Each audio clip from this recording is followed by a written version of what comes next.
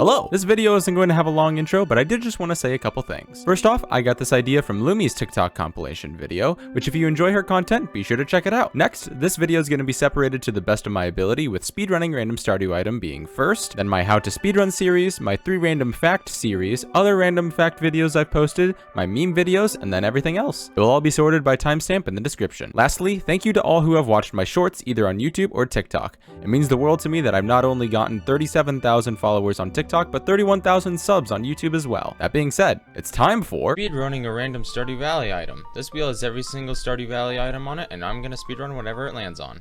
Oh, that's not too bad. I start off by making my character, skipping the intro, and on to Grandpa's old farm we go. I clear the area, plant my parsnips, cut some trees, and go to bed, waking up every day it doesn't rain to go water my parsnips. I check to make sure the luck is good. I harvested my parsnips, I grab enough wood for a chest, grab some forage, and go to the mines. Venturing into the mines, I finally stumble upon a slime and a rock crab, which gives me my cherry bomb, and with a final time, with some technical issues, of 8 minutes and 38 seconds. Also, seeing as how this is my first short or whatever, I would really appreciate it if you would like and subscribe, or follow depending on what platform you view this on. Speedrunning a random Stardewvalley item. Part 2. This wheel has every Stardew item on it, and it lands on a tulip. I start by making my character, clearing a 2x3 area for my tulips, and waiting for Pierre's to open, giving Shane some clay, as he deserves, and buying enough tulip seeds to not have to worry about crows. I plant them, then go to bed, waking up every day to water them, and on the 7th of spring I harvest a tulip, giving me a time of 4 minutes and 17 seconds. Speedrunning a random Stardewvalley item. Part 3. This wheel has every Stardewvalley item on it, and it lands on a maple bar. The maple bar is a cooking item that is made with maple syrup, sugar, and wheat flour. And before you say it in the comments, I know you can buy a maple bar from the traveling cart, but I've decided not to do that for this mini-series. I started day 1 by planting my parsnips, making a chest, buying and planting 10 potatoes, and going to bed, watering my crops every day until the first Saturday. Harvested my parsnips, picked some forage, sold everything to Pierre's, and bought 16 more potatoes. I then sold everything on the 12th to buy as many strawberry seeds as I could on the 13th. Watering and harvesting when they are ready, getting forage every Saturday I remembered to. Sorry for not uploading these past couple days, life has been getting pretty hectic and I had to do some stuff. But we're back on that grind, baby. Like and follow for part 2. Part 2 of speedrunning the maple bar with no traveling cart. The first of summer is a busy one. I sold all my strawberries, got 30 blueberries, bought 30 copper ore, 25 stone, and 2 coal for the copper for the tapper, making the furnace, smelting the copper, and watering the blueberries until I got 2 harvests. I also made sure to pick forage when I could. Selling everything except what I needed on the 20th gave me 14,000 G, which I used to upgrade the house with the wood I had been accumulating every chance I could. I picked forage every day I remembered to get foraging 3 to unlock the tapper recipe, which I placed on the maple tree I planted in summer year 1. Now to sleep till summer 14th year 2. During the hibernation I got a strange capsule. That was unexpected. On the 14th I watched the Queen of Sauce, and finally I made my maple bar with a time of 1 hour, 3 minutes, and 58 seconds. Speedrunning a random Stardewvalley item. Part 4. This wheel has every Stardew item on it, and it landed on a piece of bait? Interesting, but let's get into it.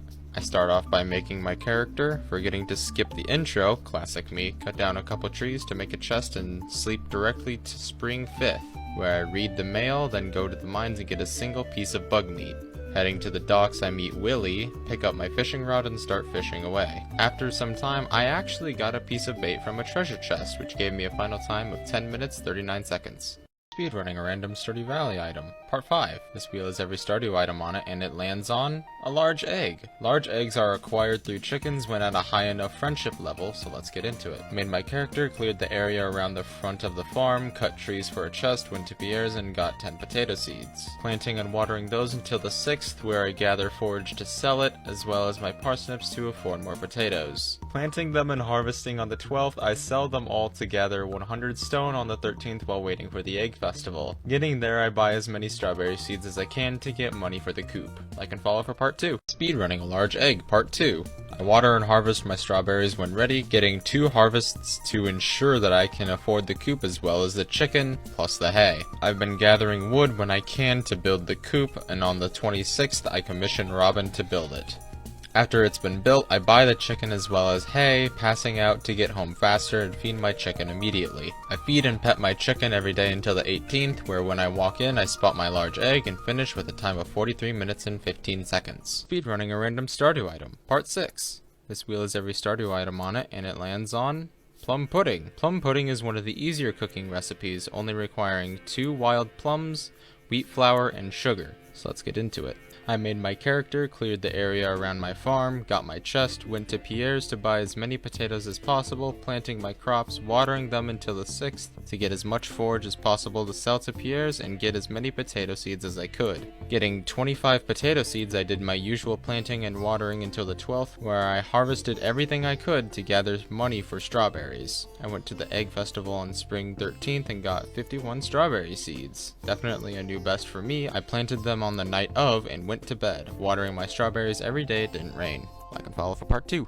Speedrunning plum pudding without the traveling cart, part 2. Getting 2 harvests of strawberries was more than enough money to upgrade the house. Kinda went a bit overboard, but oh well. Got wheat flour and sugar on the 25th of spring after cutting some trees down, then sold everything and went to sleep, getting 14,000 G from everything I had sold. I cut trees every day I remembered to upgrade the house. Now it's time to sleep until the first Saturday of fall. I actually got a meteor on the 17th of spring, which was in a weird position, as you will see later. I got up on the first Saturday and gathered the 2 plums I needed, upgraded the house, and slept till winter 7th, where I watched the Queen of Sauce and made my plum pudding with a time of 42 minutes and 28 seconds.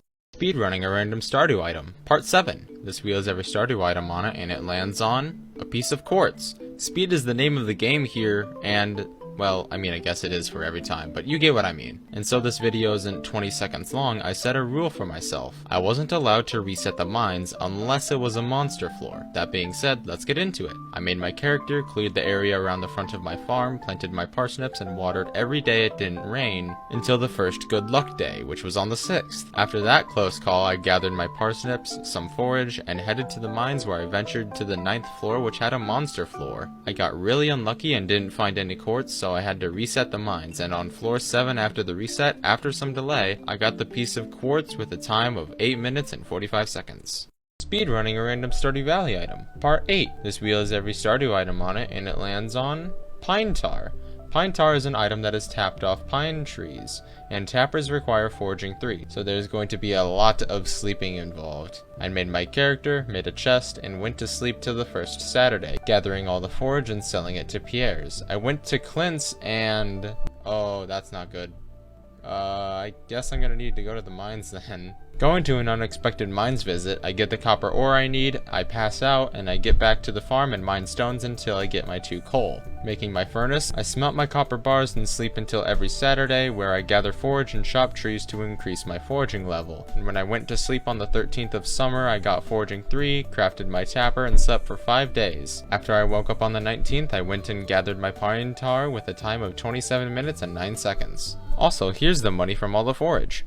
Speedrunning a random Stardew item, part 9. Will I ever stop doing this? I don't know, honestly, but the wheel lands on an amethyst ring. After 2 failed runs, I make my character, chop trees for a chest, then clear the area around the front of my house to plant my parsnips. I water my parsnips until the 6th, watch the TV, and find out it's a good luck day. I then harvest my parsnips, putting them into the bin to be able to afford my amethyst ring. I then go to the mines to get to at least level 10, passing out afterwards to get back to the farm quicker. I then read the mail to get the initiation quest where I have to kill 10 slimes in order to enter the Adventurers Guild. After killing all 10, I go to the Adventurers Guild and buy my amethyst ring with a time of 15 minutes. And I almost got a sub 15 minute run by only 68 milliseconds. How unfortunate is that? Speedrunning a random Stardew item, part 10. We finally got to part 10, and I'm honestly not tired of this yet. And the wheel lands on a walleye, the first fish in this series. After making my character, I chopped trees for a chest, cleared the area and planted my crops, watering them every day until the 8th, where I harvested them all and sold them to afford trout soup from Willie. After reading my mail, I went to the beach when it was raining, and fished until 9 AM so I could get into Willie's and buy 7 trout soup. After grabbing the trout soup, I went up to the mountain lake to fish until I got fishing level 2, after which I slept until the first rainy day of fall. Going down to the river beside Emily and Haley's house, I fished until I got fishing level 3, which, if you didn't know,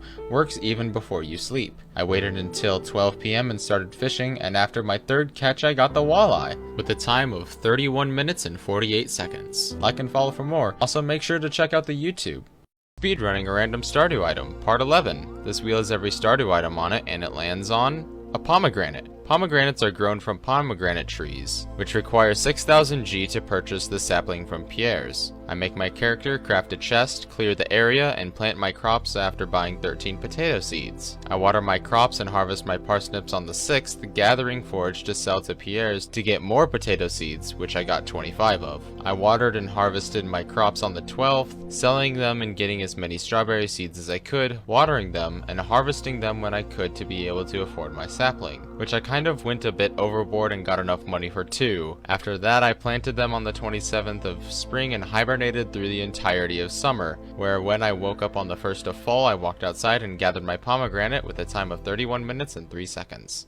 Speedrunning a random Stardew item, part 12. I don't think you guys realize how difficult some of these items actually are, and the wheel lands on artichoke dip. Artichoke dip is a cooking recipe made from milk and an artichoke. And while you are usually only able to get artichoke seeds from fall year 2 from Pierre's, you can get it early with the use of mixed seeds. You know the drill at this point. Character, chest, crops, water, bada bing, bada boom, and we're at the 12th of spring, gathering forage to sell for strawberries on the 13th, the egg festival. Gathering wood every single chance I get because I need 800 in total for the entirety of this challenge. I buy as many strawberry seeds as I can, watering and harvesting them, as well as gathering forage every Saturday I remember to. On the 1st of summer, I sell everything to Pierre's, and, well, I'm just gonna buy 100 then. Uh-oh, that might have been a mistake. Crap, how do I plant all of these?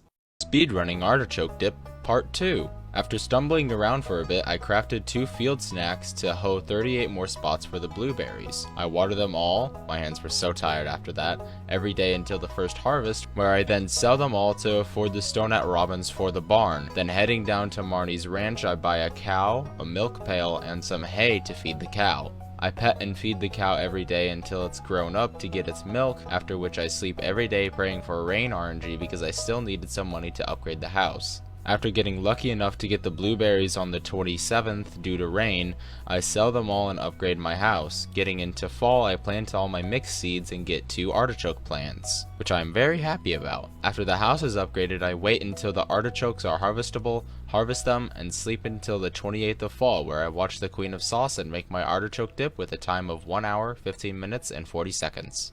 Speedrunning a random Stardew item, part 13. If you didn't know, I'm almost done editing a video for my YouTube, so you should go sub. Also, the wheel landed on fire quartz, so it looks like I'm gonna have to get lucky. I make my character, chest, plant the snips, and see if I get a luck day on the 5th or 6th. I do, and take my parsnips as well as any forage I can into the mines, going down only 25 levels on the first day. Not the best, but not the 100% worst either. Afterwards, I sleep until the 27th of spring to gather as much forage as I can, regardless of luck, to get down as far as I can. On mines day 2, I make it to floor 50. Once again, not terrible. I sleep until the 6th of summer, I think you can sense a theme here, to gather summer forage and go down into the mines elevator all the way to floor 60. Not good, most runners make it to 80 by day 3, but I wasn't gonna let that stop me, so I slept until a good luck forage day again, got back into it, and got down to 75. One more time, finally getting down to floor 80, where after 3 resets of floor 81, I gather my fire quartz and get out of there with a time of 54 minutes and 45 seconds.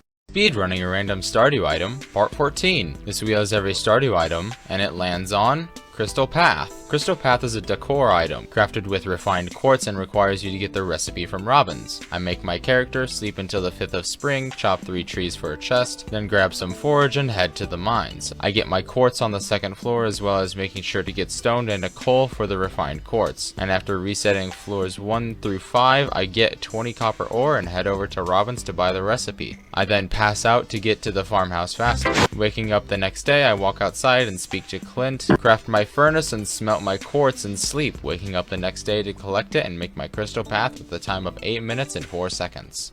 Speedrunning a random Stardew item, part 15. Thank you all so much for the support. I genuinely do appreciate it all. And the wheel lands on Sweet Gemberry. Doing the usual, I plant my parsnips and sleep till the 21st of spring, allowing rainy days to water my parsnips. I step outside and harvest them all, then gather the items required for a scarecrow, then go wait right outside Pierre's while waiting for him to open. I sell my parsnips and then go straight to the traveling cart to buy my rare seed, after which I pass out to get to the farm faster, then hibernate through the entirety of summer. Getting to fall, I clear the area around the front of my farmhouse, make a scarecrow, and plant my rare seed. Watering every day it doesn't rain and clearing the grass to make sure it doesn't kill the rare seed. I step outside on the 25th and harvest my sweet gemberry with a time of 18 minutes and 15 seconds. You should join my Discord, the link is now in my bio.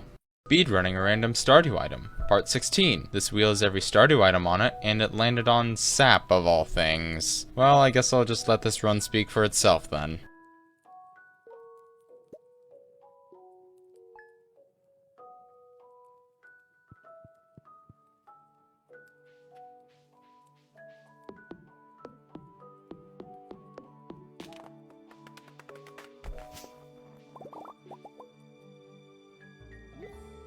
Incredible. Speedrunning a random Stardew item. Part 17. This wheel has every Stardew item on it, and it lands on sardine. After making my character, I hop out of bed just to get right back in it, then read my mail and go to the beach. Now here's where it gets stupid. I got 3 halibut catches, one of them I cancelled, and a sunfish, but eventually I did get my sardine with a time of 3 minutes and 7 seconds. Speedrunning a random Stardew item. Part 18. This wheel has every Stardew item on it, and it lands on the mayor's shorts. Well, this is gonna be boring. I make my character. Oops. Let's try that again. I make my character, clear the area, and plant my parsnips, watering them every day until they are ready. Now I just need to wait until 9 AM every day for Marnies to open, so in the meantime I practice my animation cancelling on trees as well as make a chest for the random stuff in my inventory. After only giving gifts for the first 2 weeks, I realized I could also be talking to her and checking the town board. Well, we all make mistakes, and after 30 grueling minutes I finally get her to 2 hearts on summer 1st, sleep till the 3rd and get the quest, go into her room and grab the lucky purple shorts with a time of 32 minutes and 39 seconds. Like and follow for more. Speedrunning a random Stardew item. Part 19. Another short one today as the wheel landed on the summer spangle. I make my character, move the bed, then immediately start sleeping till the 1st of summer, where after I clear enough space I head over to Pierre's to buy 8 spangle seeds for no particular reason and head back to the farm to plant them. I water them every day until the 8th, where I harvest one with a time of 8 minutes and 11 seconds. Like and follow for more. Speedrunning a random Stardew item. Part 20. Don't worry, I'm not dead. I just took a big break to get everything sorted together, and now I have more video ideas as well. Also, the wheel landed on duck mayonnaise. We've done this before. Character, chest, area, crops, potatoes, sleep and water till the 5th, where I grab my parsnips and check my luck for a mines trip. Luck is terrible, so I sleep another day and get the best luck. I then make my way to the mines where I need 295 stone, enough copper for a furnace as well as a bar, and an earth crystal for the mayonnaise machine. The first mines trip was rather successful, gathering 76 stone as well as my earth crystal. I pass out and do stuff on my farm the next day because the luck is bad. I sleep, check the luck, and go to the mines to gather the rest of my resources. After getting everything I needed, I pass out again and start dealing with my crops to get enough money for strawberries. Like and follow for part 2. Speedrunning duck mayonnaise. Part 2. After getting 39 strawberry seeds, I water them every day until the first harvest, where I sell them all to Pierre's to buy the coop, the first step in getting the duck. I also forgot to mention that I've been chopping trees whenever I can, whether while waiting for shops to open or while I think of what to do next. I also crafted my mayonnaise machine while I was thinking about it. After my second harvest of strawberries, I sleep till the first summer, where I sell everything to buy 50 blueberry seeds, which will give me enough money to end the run. I water them until the 14th, where I harvest them and sell them to Pierre's to afford the big coop upgrade, which I get the same day. After the coop is upgraded, I go to Marnie's ranch to buy my duck as well as the hay I need, and now I just need to pet and feed my duck until I get a duck egg, which was on the 24th. I put the egg in the mayonnaise machine and gather it the next day with a time of 1 hour, 10 minutes, and 39 seconds. Like and follow for more. Speedrunning a random Stardew item. Part 21. I actually recorded this one live on my Twitch. I know I've been promoting it a lot, but we are close to 50 followers, and the wheel landed on field snack. The field snack requires one of each tree seed as well as foraging one. After some technical issues... Why isn't it working? I need to restart Stardew, seriously? Technical issues? No. I make my character and start the run. I go around and chop all the trees I can on the first day, getting foraging level 1, and after I sleep, I go around the farm to get the tree seeds, either by shaking the trees or chopping them down, and craft my field snack with a time of 2 minutes and 9 seconds. Not terrible. I honestly could do better. Also, bonus reattempt of my sap percent run, because I didn't do too well. Hey, I have a Twitter. Speedrunning a random Stardew item, part 22. I actually recorded this one live as well. I might do more like this, so go follow my Twitch. And the wheel landed on a bream. I start the run by sleeping a day, then going to Willie's to grab the fishing pole. I then fish until 9 AM, where I go inside Willie's shop to buy some trout soup. I then go over and wait by the river until 6 PM. I love Stardew Valley. I don't know, I don't really play Stardew that much. I only really play it to record it. I still enjoy the game, don't get me wrong, but Abigail's probably wondering, what the hell is he doing? Alright, here we go. I don't really know what its pattern is, but I know it's easy. And that was it. Okay, cool. You should join the Discord. It's totally not dead, I swear. Speedrunning a random Stardew item, part 23. The series has gone for quite some time, huh? Good thing too, as I quite enjoy doing these. And the wheel landed on a cave carrot. Cave carrots can be gathered in the mines either from crates or tillable ground. I make my character. Man, this is kind of a tradition, isn't it? I make another character and sleep straight till the 5th when the mines opens. After grabbing some forage on my way, I go into the mines, and on floor 3, after I break the 4th crate, I get 2 cave carrots. Not much else to this run. Like and follow if you want to see more. Speedrunning random Stardew item, part 24. This wheel has every Stardew Valley item on it, and it landed on herring. Herring is a fish commonly caught in the ocean in the spring and fall at any time of the day, rain or shine. So you would expect this run to be easy, right? Well, let's just say I was unlucky. And after failing my first run because I didn't read the mail, I wake up on the first day of my brand new farm and go right back to bed to get the letter from Willie. I then go to the beach to get the cutscene and start fishing immediately. And finally, after 4 sardines, a halibut, and an anchovy, I get my herring with a time of 5 minutes and 44 seconds. Like and follow for more. Speedrunning a random Stardew item, part 25. A quarter of the way to 100, and this run was definitely interesting. And the wheel landed on pale ale. Pale ale is a consumable made with hops and a keg, with a keg requiring farming level 8. So I knew I was going to be in it for the long haul this run. After making my character, I completed parsnip percent, then went to the mines and got to level 5 so I could look for copper ore. After gathering a bit too much, as well as some gemstones for money, I sold everything I didn't need the day after to buy 5 iron ore, as well as 3 coal and as many parsnips as I could, which was 21. On the 12th, I sold everything I had that I didn't need to be able to afford 14 strawberry seeds, which I watered and harvested to get money for blueberries, as well as 1 hops plant at the start of summer. After getting the blueberries, I went back to the farm to plant them. Nice. And here's where the pain starts. I also have been cutting trees down every chance I get foraging 3 for the tapper recipe, which I got. I hate to be that guy, but like and follow for part 2. Speedrunning pale ale, part 2. I continuously water the blueberries throughout the entire summer while contemplating my life choices and how I got to this point. And I mean, there really wasn't much in this run after the blueberries besides watering. I might have gotten away with squeezing this into one video. Who knows? Maybe you do? Because I don't, and I'm totally not drawing out the length of this video by talking continuously and being annoying. Anyway, after summer was over, I still didn't have farming 8, so come fall, I went to Pierre's to buy some cranberry seeds to finish the run. Even more watering, yeah! After finally getting farming level 8, I craft my keg and put my hops in it, and on the day after, I gather my pale ale with a time of 1 hour, 24 minutes, and 35 seconds. Like and follow for more. Speedrunning a random Stardew item, part 26. This is probably going to be my last short video with this mic, which is kind of sad to be honest. And the wheel landed on hops. I make my character and immediately start sleeping till the 1st of summer. Love it when speedruns are mainly just sleeping. Anyway, I get to the 1st of summer and start Get out of my face, Marty!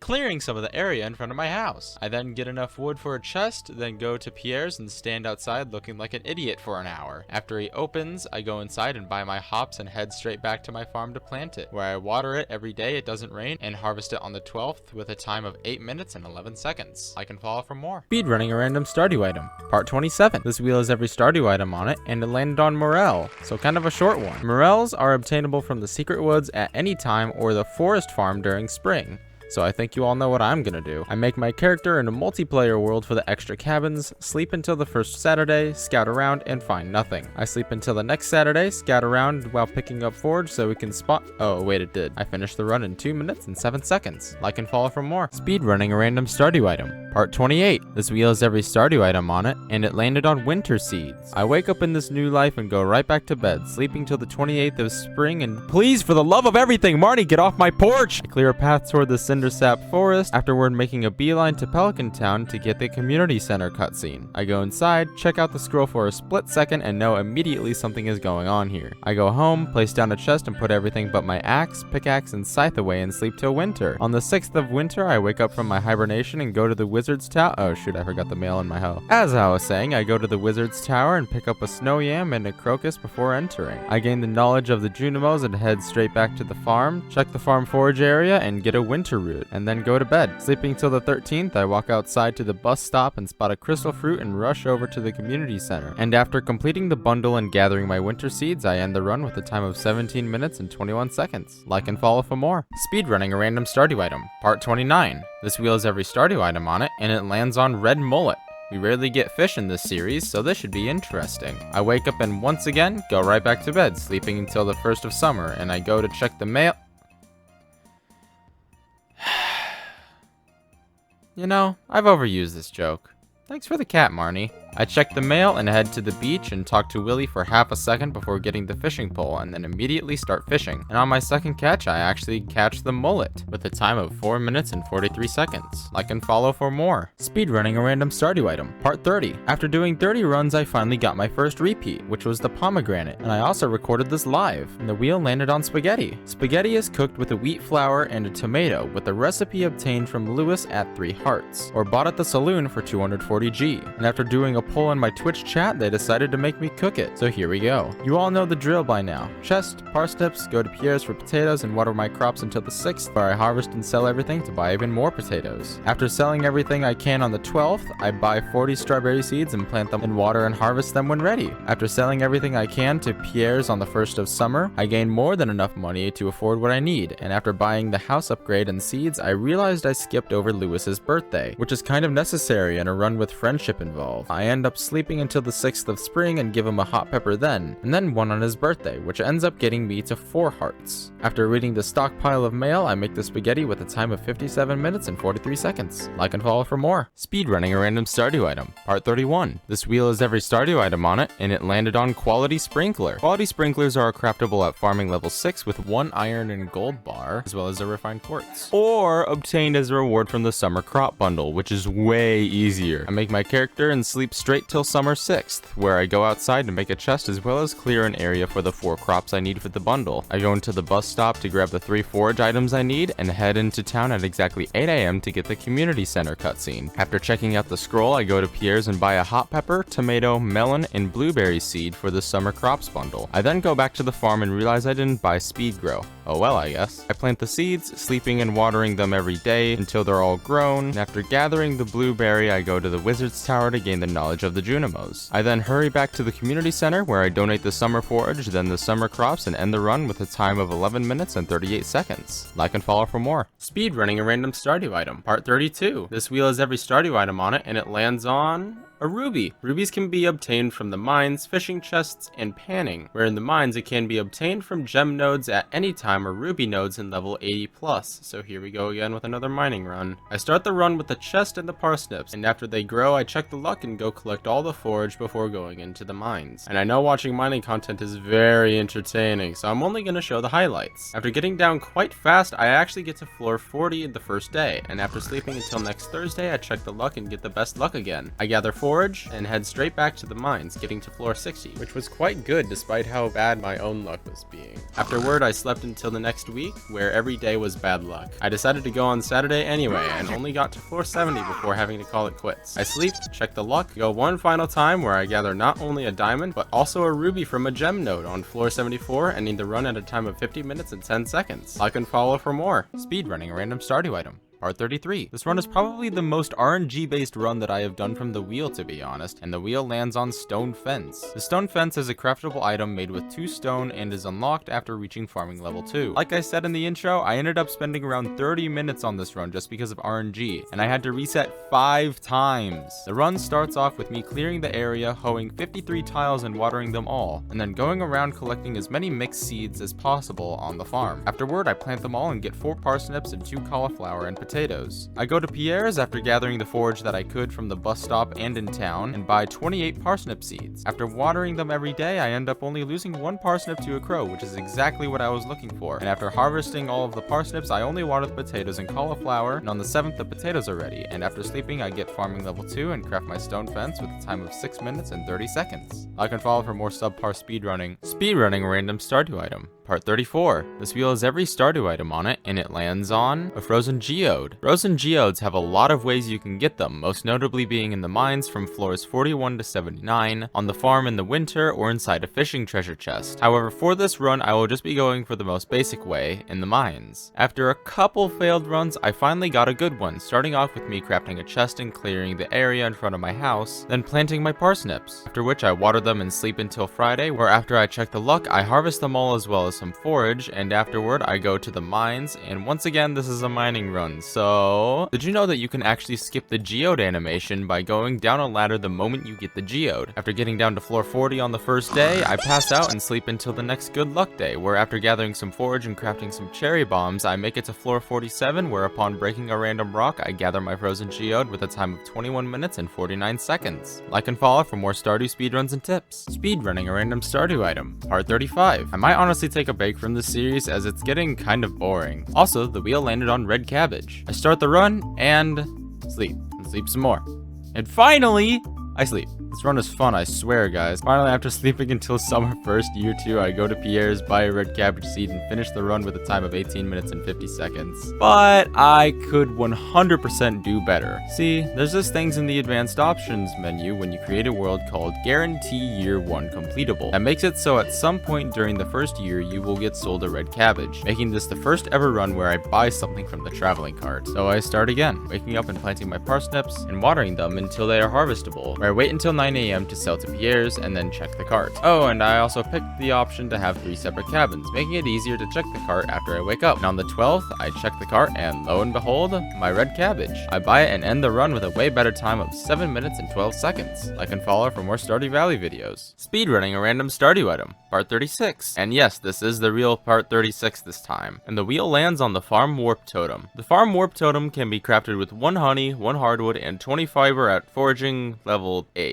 Or, starting at the 1st of summer of year 1, there's a 10% chance for it to replace clay and an artifact spot. So it's time to get lucky, I guess. After sleeping through the entirety of spring, I go out and adopt Dudley, because why wouldn't I? And let me tell you about a certain quirk about artifact spots. If you leave them in the ground and sleep, there's a 15% chance that they will disappear overnight. But if they do not disappear, they will have a different item in them. Now you may know where this is going, but by finding an artifact spot, as long as it doesn't disappear, we can check over and over again by restarting the current day. So that's what I do. Check the artifact spot in the bus stop, and if it doesn't have it, restart, sleep, check again. The deal with this is that another artifact spot can also spawn while you are trying this, and finally I till an artifact spot and get my farm warp totem with a time of 5 minutes and 46 seconds. Like and follow for more Stardew speedruns. Speedrunning a random Stardew item. Part 37. This wheel has every Stardew item on it, and it lands on the sprinkler. The basic sprinkler is crafted at farming level 2 with 1 copper bar and 1 iron bar. Not much else to say, let's get into it. I start by clearing out the area in front of my house, then tilling exactly 52 tiles. No reason, I just chose 52. Afterward, I break almost all the fiber on my farm for mixed seeds, and after planting them, I remove everything that isn't a parsnip. Going into Pierre's, I sell the things that I can and buy 26 parsnip seeds, which is not enough by itself, so I then have to hit fiber for even more mixed seeds. Wow. I then plant and water everything, where after only losing 2 parsnips to crows, I harvest all of them and then water my cauliflower until the next best luck day, where I then go to the mines, making it down to floor 40 in one day. During the mines trip, I get enough copper and iron for the sprinkler, where after passing out, I go back home. I craft a furnace and then harvest my cauliflower when it's ready, getting farming level 2. Then craft my sprinkler and immediately trash it, on accident, with a time of 23 minutes and 28 seconds. Like and follow for more speedruns. Speedrunning a random Stardew item, part 38. This wheel has every Stardew item on it, and it lands on starfruit seeds.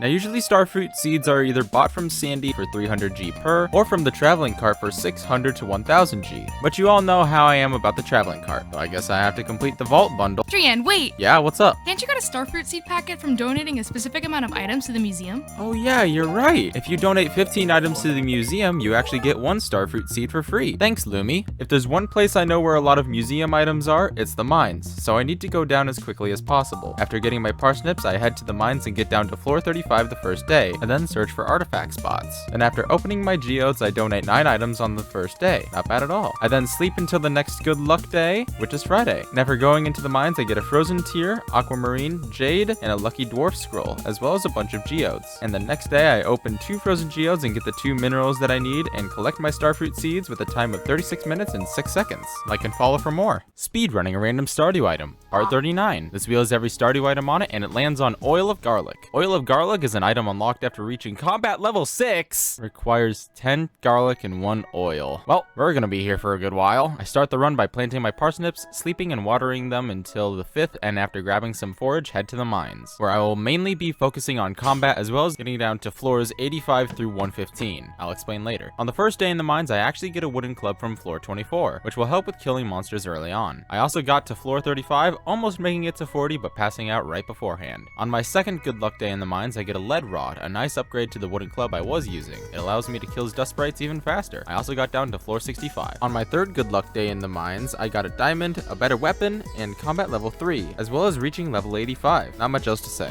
I've been getting pretty lucky with infested floors, which in any other run is a complete hindrance, but I need them this time. On my 4th mines visit, I make it down to floor 105, and I had picked up a better club which outclasses both my Yeti tooth and lead rod, the cudgel. Then on my 5th mines visit, I make it down to floor 115, and now my plan is in action. I repeatedly go to those floors with the elevator and kill monsters as quickly as possible. What else did you think the plan was? I make it to combat level 5, and on my 6th mines visit, after killing monsters the whole day, I make it to combat level 6, and rush to bed where I sell my gems that I've been stockpiling and sleep until the 1st of spring, year 2. I buy my 10 garlic and 1 oil, plant the garlic, and after some crazy rain RNG, I harvest it and craft my oil of garlic with a time of 1 hour, 52 minutes, and 10 seconds. That one deserves a follow in my book. Speedrunning a random Stardew item, part 40. This wheel has every Stardew item on it, and it lands on a prismatic shard. Well, we all knew this was gonna happen at some point. There are a bunch of different ways to get prismatic shards, but in this video, we're focusing on the mystic stone, as it has a 25% chance of dropping a prismatic shard. I start the run by planting my parsnips, crafting a chest, and buying 10 potato seeds and planting those as well. I water them and harvest them on the 5th, but go to Pierre's on the 6th. I buy more potatoes on the 6th and plant those as well, and after watering them till the 12th, I put everything in the shipping bin, and on the 13th, buy 27 strawberries. After watering my strawberries and harvesting them when ready, I sell everything that I have on the 1st of summer and buy 95 blueberries, which was way too many. My wrist still hurts. And then water them for 2 full harvests and sell them all on the 20th, where I then go to... The next day I walk up to Joja and wait until 9 AM, where I then purchase the repair bridge option. The next day I walk up to the mountain, go to the quarry, and mine the mystic stone that spawned and pick up the prismatic shard with a time of 52 minutes and 26 seconds. Like and follow for more. Speedrunning a random Stardew item, part 41. I've gotta say, the amount of difficult items we've gotten so far is pretty insane, except the wheel landed on a hot pepper this time, so I guess I'm getting a break. Now this seems pretty straightforward, right? Get to summer, go to Pierre's, buy the seed and harvest it when ready, or use the item ID glitch, which I'm not going to do because these are glitchless runs. Sorry, I got a little carried away because of the comments on my last video. I wake up in this new farm life and immediately hibernate to summer first. I then go out and harvest some mixed seeds, as they can contain hot pepper seeds, eliminating the need for Pierre completely. I then water the hot pepper seeds, as well as getting crazy lucky with rain days. I then step outside on the 6th and harvest my hot pepper with a time of 4 minutes and 35 seconds. A much needed change of pace compared to my last 3 speedruns. Speedrunning a random Stardew item, part 42. This wheel has every Stardew item on it, and it lands on Joja Cola. Now Joja Cola is a very easy item to obtain, most commonly from either Joja itself, the vending machine in the saloon, or from fishing, but fishing has higher odds in this case, so here we go. I start the run by going to the right and running into a desert immediately. I exit out of the game game and go back in very quickly, putting me back at spawn. I then travel to the left side instead, which gives me a cave with good loot for early on, as well as 17 iron, which is very useful for later. After looting the rest of the cave, I use a recall potion to get back to the surface and make 3 speedrunner NPC housing for the merchant, then make a crafting table and anvil and craft the reinforced fishing pole. I then realized that I had to move away from the houses to make him show up faster. I then buy the bug net and start catching any bait critters that I could. Afterward, I go back to the desert where there's this little pond that's perfect for fishing up trash. And after fishing up a single crate, I get the Joja Cola and end the run a little late with a time of 6 minutes and 15 seconds. Thanks for watching, like and follow for more. Speedrunning a random Stardew item, part 43. This wheel has every Stardew item on it, and it lands on a bomb. Bombs have quite a bit of options of obtaining, such as crafting at mining level 6, buying from the traveling cart, or dropped from various mobs. But in our case, bats are the most consistent way of getting them, at a 2% chance. I start the run like most other mine speedruns, planting my parsnips, then harvesting them and going to the mines on a good luck day. Now, with very little to talk about, I might as well tell you that I recently finished playing One Shot on stream, and I've been uploading the VODs of my playthrough on my alt account on YouTube. So go check it out if you're interested in watching more of me. Now that we're back to the speedrun, I make it down to floor 35 on the first day. After passing out, I sleep until the next Friday, which was a good luck day. After getting some forage, I go to the mines and get to floor 55. I then pass out again, and after sleeping until Saturday, I get the mildly perturbed luck sign. But go anyway, because my thinking was bat in TV equals bat drop bomb. After getting my forage and getting into the mines, I guess my thinking was correct, because the first bat that I killed drops a bomb, ending the run with a time of 34 minutes and 54 seconds. Like and follow for more speedruns. Speedrunning a random Stardew item, part 44. Pizza time. The man is back, and with a banger of an episode as well. Also, the wheel landed on pizza. Now, for most of my cooked item runs, I usually opt to not purchase it directly from the traveling cart or NPCs, because that ruins the fun of the challenge for me. Now, unfortunately for me, that also means that the second fastest option of obtaining pizza besides purchasing it from the saloon is to befriend Shane. I hate this already. After sleeping until the 20th of spring, because that's Shane's birthday, I go outside and start clearing the area outside of my farm to collect 20 mixed seeds, as well as crafting a chest and putting all my random junk in it. Why? Is it just to pass the time because the saloon opens at 12 p.m. I didn't even use the mixed seeds. After going into the saloon, I purchase a beer and head down to Marnie's ranch, where I then give it to him and pass out right in front of him. After going home, I spam open mail to then realize that he has already sent me a gift, which if you didn't know, you can reset the day and get something different every time. And after one reset, I got the pizza, ending the run with a time of 8 minutes and 7 seconds. Like and follow for more Stardew speedruns. Speedrunning a random Stardew item, part 45. This wheel has every Stardew item on it, and it landed on algae soup. Algae soup is a cooked item, with its recipe obtained after getting 3 hearts with Clint. I don't know why, but that makes total sense. I start the run by planting my parsnips, go to Pierre's and buy some potatoes. I then water my crops until the 5th, where I actually get a crop fairy event. I also checked to see if the luck was good, and before going into Pierre's, I went to the mines with the simple goal: get 3 gemstones and maybe get 4 algae from slimes if I'm lucky enough. When I got done in the mines, I got a total amount of 4 algae and 3 topaz. I also got it all in time to get back to Pierre's and buy the potato seeds I needed from him. After farming and gathering wood for a bit, I sell everything to buy strawberry seeds on the 13th, where after doing a bunch more farming, I collect everything I can on the 28th of spring and put it all in the shipping bin, where I then start sleeping and chopping trees until the 26th of winter. After getting to the 26th of winter, Clint's birthday, I give him the topaz as well as talk to him, doing the same thing on the 27th to get to 3 hearts. After passing out on the 27th, I spam read mail, get the recipe, and make the algae soup at the time of 50 minutes and 7 seconds. Like and follow for more Stardew speedruns. Speedrunning a random Stardew item, part 46.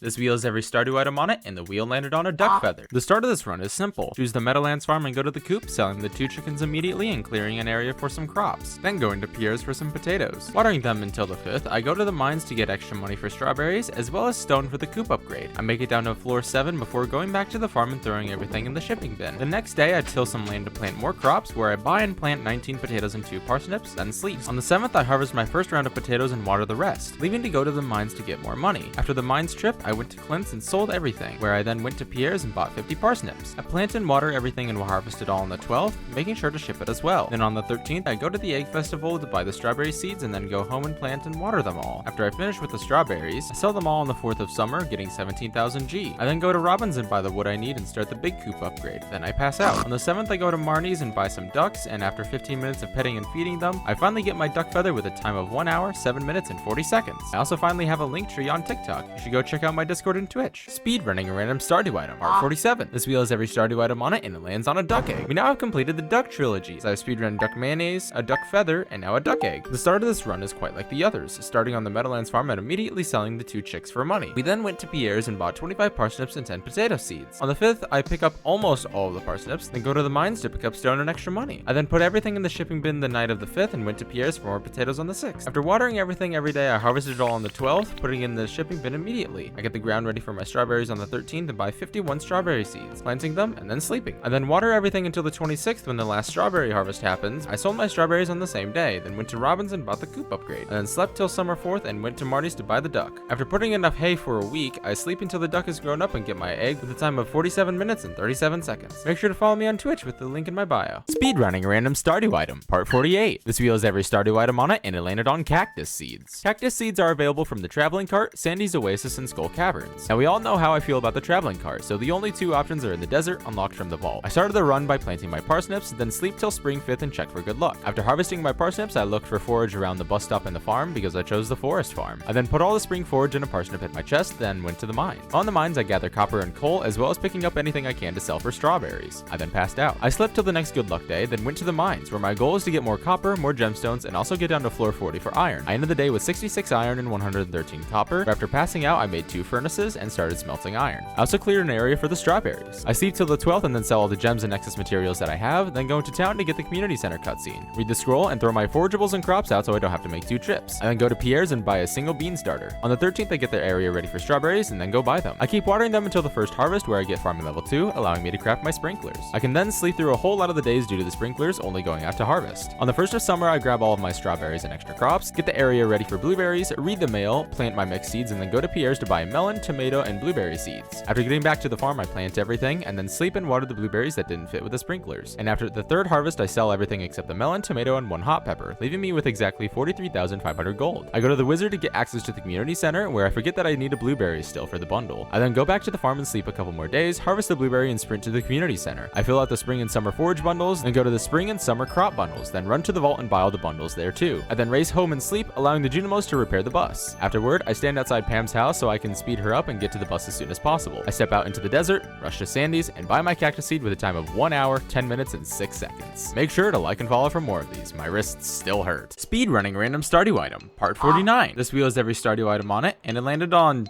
stone? Well, okay then. I step outside and get my stone. That was too easy. Let's see how fast we can do this in other games. In Terraria, I spawned on top of stone and mined some immediately with a time of 6 seconds. How about Minecraft? I start a new world and chop 3 logs from a tree, make a crafting bench and some sticks, make a pickaxe and mine down, grabbing 9 cobblestone. I then make a furnace, and after smelting my cobblestone, I get my stone. Even after that, I still think these are too fast. Let's try getting stone in the new farming sim, Fields of Mystria. I make my characters and start talking to NPCs to get the introduction quest done. My plan is to save up 500 gold in order to purchase a pickaxe so I can get stone that way. However, I realized that Balor's cart may be selling stone. Yep. Okay, I don't know why I didn't check that first. Let me try one more game. I start my core keeper save with a character that has the mining profession, giving me a copper pickaxe immediately. After getting into the world, I start going to the left in order to try to find the stone area. After searching for a little while, I get lucky and find a structure that generated with stone blocks. I then mine the stone and get a time of 2 minutes. Now that's a lot of different stones. Speedrunning a random Stardew item, part 50. This wheel has every Stardew item on it, and it lands on basic retaining soil.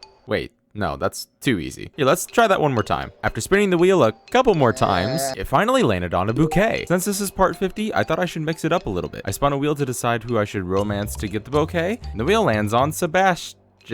Out of all of the different options, if romancing Sebastian wasn't hard enough, I also decided to make it so I have to gift him frozen tears and sashimi, alternating between the two in order to get him to 8 hearts. This was the longest run I've done for the series by far. So be sure to like and subscribe. The run starts off with me planting my parsnips, then going out on the first good luck day. My plan is to befriend Linus while I'm going to the mines, as I need 3 hearts with him to get the sashimi recipe. I'm also going to be chopping trees and foraging whenever possible to get foraging level 3, which is the cookout kit recipe. In the mines, my main goal is getting frozen tears, which I'll need about 12 to complete my alternating gift plan. By the 19th of spring, I got all my frozen tears I needed. I then started foraging and chopping trees while gifting Linus, and on the 26th of spring, when I was chopping a tree, I got a woodcutter's weekly book, which gave me 250 foraging XP. I've also been harvesting all of the forage that I can, hoping for high quality forage to give to Linus as gifts, as you get more friendship that way. I then talked to Willie on the 27th to get the fishing rod, but didn't use it, as you can get a free fishing level and the training rod if you haven't reached fishing level 1 by the 28th of spring. On the 14th of summer, I finally got Linus to 3 hearts, allowing me to get the sashimi recipe. I then spent the rest of the day fishing, getting 11 fish to turn into sashimi. Now comes the tedious part. I then slept till each Saturday in order to gift Sebastian sashimi or a frozen tier, and I finally got lazy and just slept until his birthday on winter 10th to give him a frozen tier, which got him to 3 hearts, making my grind a lot easier, as now I can enter his room at any point instead of having to sleep to each Saturday of the week. It still took me another 35 minutes to get him to 8 hearts, where I then slept and ran straight to the Pierre's and waited for 9 AM, where I finally got my bouquet with a time of 2 hours, 33 minutes, and 7 seconds. I then sacrificed the bouquet to the strange capsule that I got. Here's how to complete the Hat Mouse speedrun in Stardew Valley. Make sure to choose the forest farm upon character creation, and after spawning in, make sure to pick up your bed and do not put it back down. You then want to chop trees but not the stumps, getting around 100 wood. Make sure you are chopping fiber as well, as you will need 100 wood, the sap you get, 20 fiber, and 40 stone to complete this speedrun. Now go down to where the stone is on your farm and mine 40 stone. If done correctly, you should be left with 2 to 8 energy. Now go up to Robin's and buy these 4 items: the wood floor recipe, stone floor recipe, rustic plank recipe, and stepping stone recipe. Then you need to pass out. You should get foraging level 1 on the second day if everything was done correctly, as well as spawning right next to the doorway because you removed the bed earlier. Now you need to walk around and look for a maple seed, acorn, and pine cone. Make sure to delete any mixed seeds, coal, and your bed before doing this. After getting all 3 seeds, craft 1 of everything in your crafting menu, and now all you have to do is go down to the Hat Mouse, and after talking to them, stop the timer. Like and follow for more speedrun explanations. Here's how to speedrun the crafts room bundle in Stardew Valley. Make sure you start this run on the forest farm and to select the cat. Start the run by hibernating to spring 27, then go out to cut 10 trees and collect all of the forage on the farm. Next, craft a chest, put your wood, hoe, and watering can inside, and sell your excess forage. Go to the town to get the community center cutscene at 8 AM, throw your forage on the bundle after reading it, and pass out. Now you need to hibernate again, but only to summer 26th, where you go to read the mail for a letter from the wizard. Then go and gather stone, 5 coal, and summer forage while going down to the Cindersap Forest. Check the traveling cart and pray for 1 or 2 exotic foraging bundle items. Go and get the wizard cutscene and head to the community center. Donate everything you can, grab the seeds from the completed spring and summer bundles, then sell everything to Pierre. Then you need to go to Clint's to buy 45 copper ore and pass out. While you are sleeping to fall 26th, make sure to get the Clint cutscene to get the furnace recipe to smelt your bars. After waking up, cut trees for wood while going toward the forage on your farm, then go back and put your scythe, wood, and stone in the chest. Get the rest of the fall forage in the bus stop and the blackberry next to the community center, and donate the fall forage. Sell everything else you have to Pierre, and if you didn't get lucky the first time, check the traveling cart again. This was the biggest killer of all of my runs. Afterward, go and upgrade your axe to copper and pass out. Then after a near heart attack with the purple mushroom, sleep till winter 1st. Grab your wood, stone, and scythe from the chest, and go through town to Cindersap Forest to grab the rest of the winter forage. Now go to the community center and donate because you don't have any room in your inventory. I didn't, at least. If you don't have enough money at this point, sell the winter foraging seeds that you just got to Pierre, and pick up your copper axe. Now you need to go up to Robin's, where you want to buy the rest of the stone and wood you need for the run. Go through the backwoods, grab the hardwood from the stumps on your farm, go to the community center, donate, and after the flash from the Junimos, stop the timer. Like and follow for more if you like these long speedrun explanations.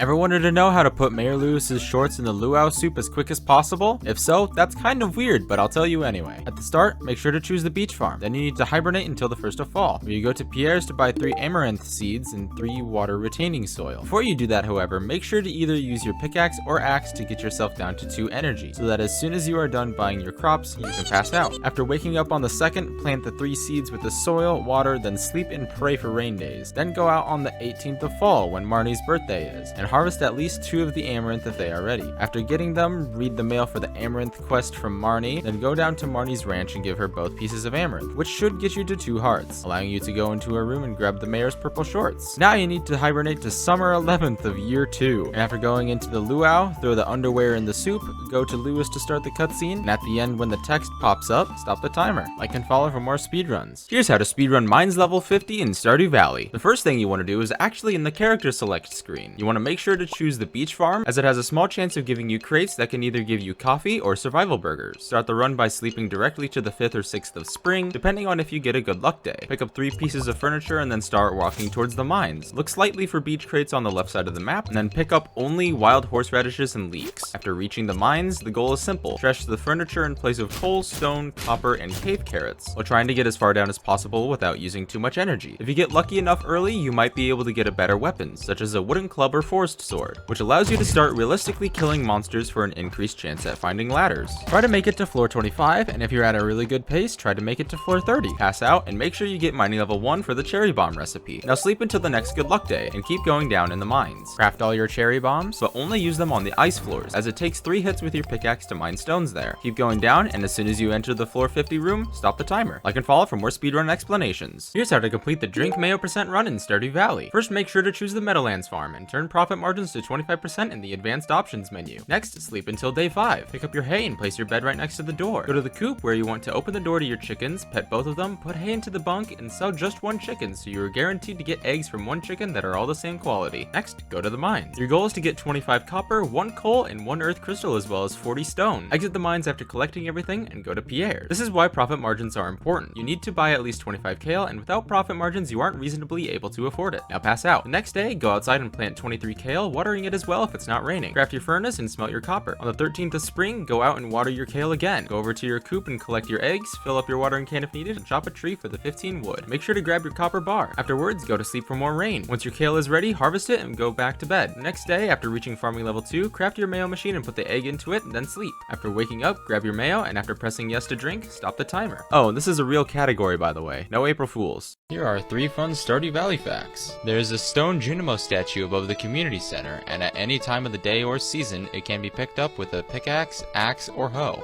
Pressing the ability button on your hammer makes it slime onto the ground, but did you know you can spam press the attack button to make it smash multiple times? Making your favorite thing in the character creator Concerned Ape or Stardewvalley makes it so you will get a special message whenever you find a star drop. You can follow me too, that'd be cool. Here are 3 more random Stardewvalley facts. On the 28th of any season at 12 PM or AM, right-clicking on the bush above the playground above the fountain will give you this cute Junimo plush. Sheds can be useful for kegs, preserves jars, or any forms of money making, but did you know you can also decorate inside them? They can be decorated with the same items as in your house. The quarry is a good place to mine rocks, ores, and gemstones over time. But did you know that the quarry can also be filled up with over 300 kegs? It is good because NPCs do not go to the quarry, and as such, they do not trample over your kegs. 3 random Stardew facts, part 3. Holding down the buy button allows you to buy items faster, but did you know holding shift allows you to buy items in quantities of 5? This makes it very easy to buy large amounts of seeds and fertilizer fast.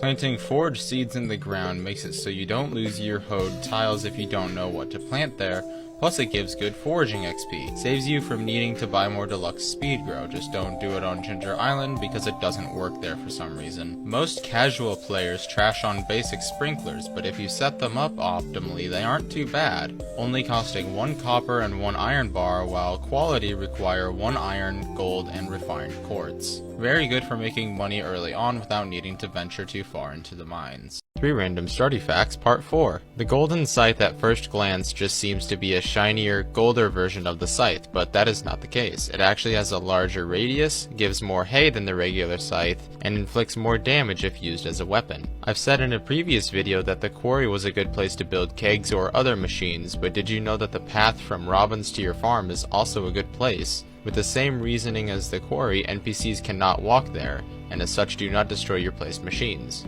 Bonus fact, I actually didn't know this one, but you can reskin your Infinity Blade to look like the Rusty Sword, so I thought that was funny.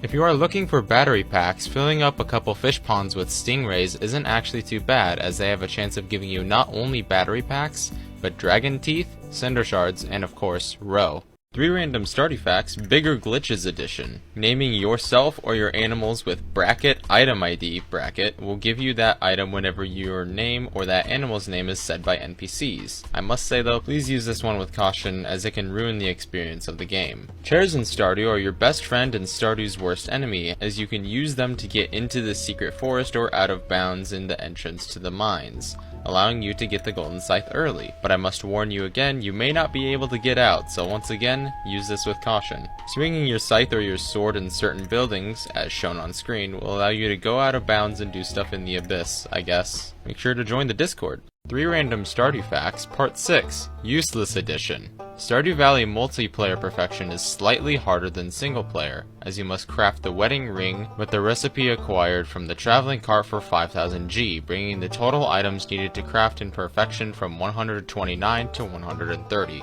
The hardest artifact to acquire is the Elvish Jewelry, only being able to get from artifact troves, which have a 3.7% chance to give any artifact and a 0.8% chance while digging up artifact spots in the Cinder Snap Forest or while fishing from treasure chests. For some reason, every single villager hates golden coconuts. On a similar note, Haley is the only villager that hates prismatic shards, and to be honest, if I got either of those I'd be a pretty happy person, because be honest, who wouldn't love a golden coconut? 3 random Stardew facts, Secret Easter Egg Edition. This will be your first and final warning. There are 1.5 spoilers in this video, so if you don't want to get spoiled, don't watch. A lot of people know about the lucky purple shorts in Marnie's room after reading the mail on the 3rd of summer, but did you know there are a couple things you can do with it? Some include putting the shorts in the luau soup, putting it in the Grange display in the Stardew Fair, and tailoring them with a gold bar to make trimmed lucky purple shorts. There are hidden items all around Stardew that require you to fish them up. Some items include the Gorman statue in the Pirate Cove, the frog hat in the Gorman Cave, and the painting Physics 101 from the top of the volcano on Ginger Island. Using a variety of commands in chat, as shown on screen here, shows a message from Concerned Ape. In the same boat, using /CA/ape or /concerned ape shows a message in chat. After the first time using this command, he says this. Like and follow for more. 3 random Stardew facts, part 8. There is a 0.06% chance every second at the beach on any water tile that a green creature will appear in the water, only staying for a couple seconds before moving forward and out of sight. I actually got this myself a couple days ago while playing with some friends.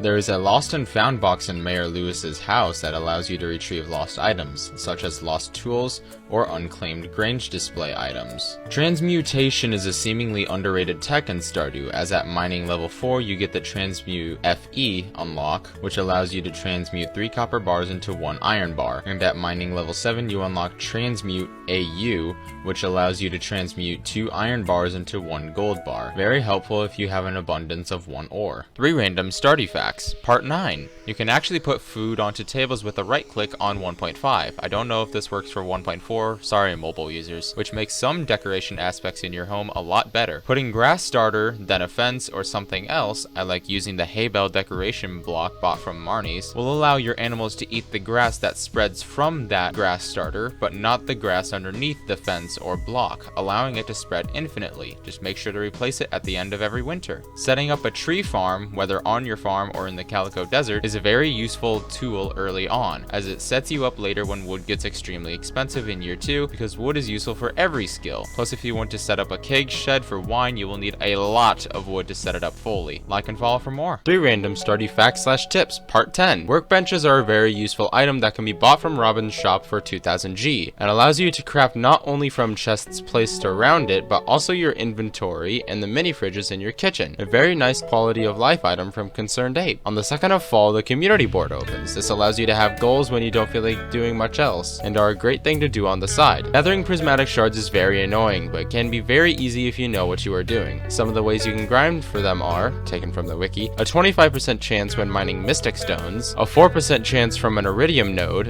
a 0.4% chance from an omni geode when broken, an approximately 0.012% chance from a fishing chest after reaching fishing level 6, 0.05% chance from any mob after the player reaches the bottom of the mine, 4% chance in a treasure room in the skull cavern, and a couple other ways that I don't have enough time to share. I've already made a video explaining the uses of prismatic shards, so you should go check it out. 3 random Stardew facts, part 11. Normally artichokes are only available from pears in the 2nd year, as well as some other crops, but with mixed seeds you can actually get them early by planting them in the fall in year 1. You can also get this selection of crops from these months and any of the above when planted in the greenhouse in winter. Okay, I actually won't troll you this time. Concerned Ape added some different bobber hook sounds for when you hook something while fishing.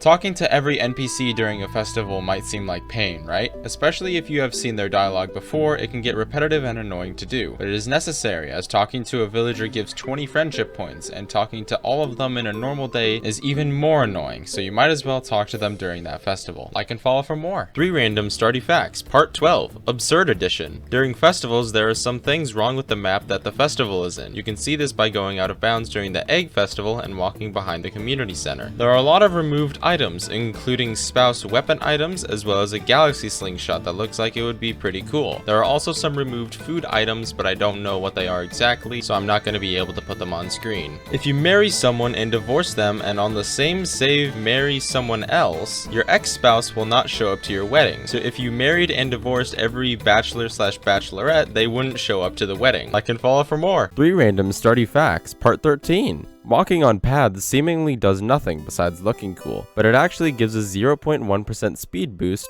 than walking without a path. If you ever run out of energy, your character goes into an exhausted state, forcing you to walk rather slowly and use tools slower as well. So if you're in somewhere like the mines, it's actually faster to keep using tools and pass out, if you are okay losing up to 1000 G, than to slowly walk back home, unless you eat something of course. If you are having a really bad luck day and you die in the mines, give a villager the wrong gift or delete something you don't want to, have no fear, as the game only saves once you are done with the day. So exit out and try again, my friends.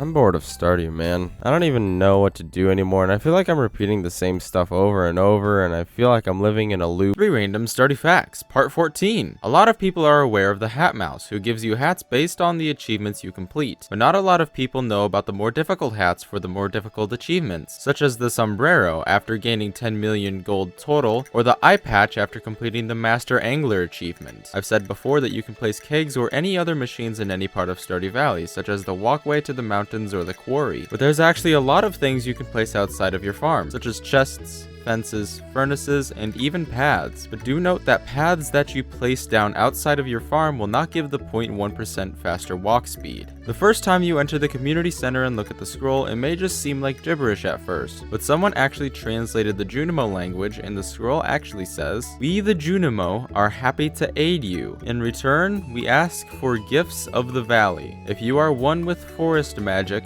then you will see the true nature of this scroll." Like and follow for more Stardew facts and speedruns. 3 random Stardew facts, part 15. While fishing, if you catch the fish without letting it leave the green bar, you catch it perfectly and actually gain a 2.4 times increase in fishing XP from that fish. And if you catch a treasure chest with a fish, you get a 2.2 times increase. If by some miracle you manage to catch it perfectly and with a chest, you get a 5.28 times increase in fishing XP from that one fish. You are always running in Stardew Valley, believe it or not. There's an option in the settings to turn this feature off, meaning that it is on by default. But back near when the game first released, this wasn't an option, meaning you would have to hold down the sprint key in order to run anywhere. Each weapon type, besides the slingshot, has a secondary attack. The hammer allows you to slam onto the ground and deal massive AoE damage, and if you spam attack, you hit the ground multiple times. The dagger swings 4 times rapidly, stopping the enemies you hit with the attack in place before knocking them back. The sword's secondary attack puts you into a blocking stance, dealing some damage and then slightly knocking the enemy back. Like and follow for more Stardew facts and speedruns. 3 random Stardew facts, part 16, Community Center Edition. To trigger the Community Center cutscene, there are some very specific requirements, being that it must be at least 8 AM, it cannot be raining, and it has to be at least spring 5th, which doesn't even sound that weird. But the last requirement is that you have to enter in from the bus stop. I have no clue why he coded it that way, but oh well. If you complete 2 or more rooms in the community center, the cutscene that plays the following night will only be of the one that you completed last. Don't worry, all of the other rooms' main rewards will be fulfilled, but it's only the one cutscene that shows. In the same vein, if you complete a bundle and get married the next day, it will skip any Junimo cutscene completely. After being completely restored, the clock on top of the community center will actually keep in pace with the in-game clock, which is a nice little feature. Also, speaking of time, if you finish the community center but don't enter town again until midnight, night, the cutscene for it still plays and everyone will be celebrating in the middle of night, which I thought it was pretty funny. Like and follow for more. 3 random Stardew facts, 1.6 edition. Obvious 1.6 spoiler warning, scroll now if you don't want to get spoiled. You may have heard of all the new books added in the update, but did you know that there was one that is perfect for trash goblins? The Alleyway Buffet is a new book that allows you to get more items from trash cans, and is found behind this tree between Clint's and Jojamart. You just need a steel axe and pickaxe to break this log in this rock, and behind this tree is a golden trash can with the book. Joja Cola now gives a +1 speed boost for 21 seconds. And while this might not be the biggest buff, if you get some of these early on, it makes coming home from the mines or from fishing that much faster. After reaching level 10 in all skills, you will gain access to this new mastery room near the sewer where spring onions grow. This area, after unlocked, allows you to gain up to 100,000 more XP from any skill to go towards new mastery perks. I'm going to be doing a video on each mastery soon, so stay tuned. What's your favorite 1.6 edition? 3 random Stardew facts, part 18. If you've gotten to Ginger Island and repaired the resort, you can easily find out who's there by checking your relationships tab, as they will be wearing a bathing suit. If you zoom your game in, the fishing minigame actually gets zoomed in as well. Very helpful if you're struggling to catch a fish and need just that little more wiggle room in your sight. If you are ever in the dangerous mines and have to deal with the nauseated debuff from the putrid ghosts, if you have any regular ginger or ginger ale, you can actually cure it. This was something I didn't know myself until someone commented it on one of my videos. Like and follow for more Stardew tips. 10 tips for new players. These are going to be fast, so hold on. Tip number 1, evaluate what you're going to be spending your money on. Don't always go down to 0G unless you know for a fact that it's for a good purpose. Tip number 2, always check the current date and how many days seeds take to grow. You don't want dead money. Number 3, going out on lucky days doesn't always have to be mining. Luck also has effect over other things, such as fishing treasure chests and crops yielding double. Tip number 4, farm types are always something to decide while making a farm, but there is no incorrect choice.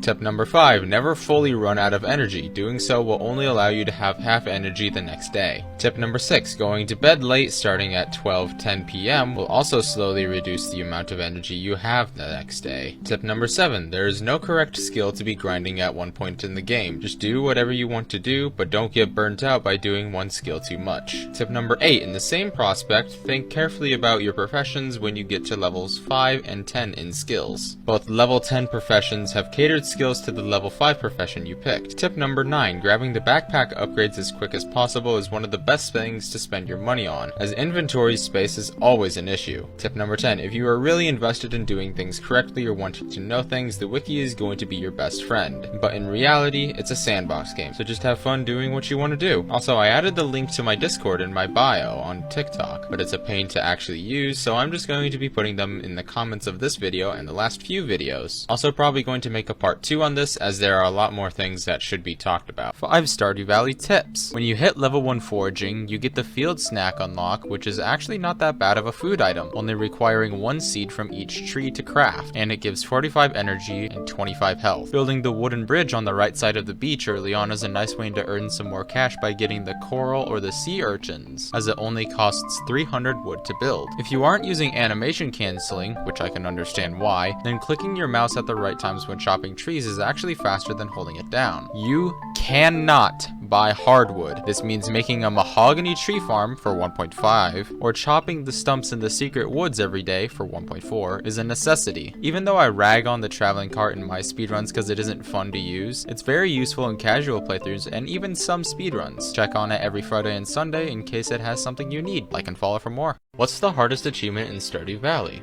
Whether made by players or Steam achievements created by Eric Baroni himself, more casual players may say it's fully upgrading the house, getting all golden walnuts on Ginger Island, catching every fish, or even getting perfection. But most veterans will say that Fector's Challenge is the hardest achievement in the game. Currently, on Steam, only achieved by 0.8% of players, you must complete Journey of the Prairie King without losing a single life. Beating the game by itself was hard enough, but this was made easier in the 1.5 patch update, which made it so you can save your game after exiting out. But in previous versions you had to complete it in one full swing, making it the hardest achievement in Stardew Valley. Easy. Here are 3 things most Stardew speedrunners do to maximize efficiency. You might have seen some speedrunners wait until Saturdays to pick the forage and wondered, why not do it on any other day? Does it not matter? Well, forage actually resets on every Sunday, making the most amount of forage possible to gather be on Saturdays. But there's a funny quirk on the forest farm that makes the forage not reset until the end of the month, so it could be worthwhile to wait until the 27th of that month, the last Saturday, to go and collect everything. Why do speedrunners only go to the mines on good luck days? Let's be honest, if you aren't doing this already, you're probably a maniac. But it increases the chance for ladders and crate spawns for higher chances at a club or better weapons, and to get deeper into the mines. Why do speedrunners use basic sprinklers for longer runs? Aren't quality better?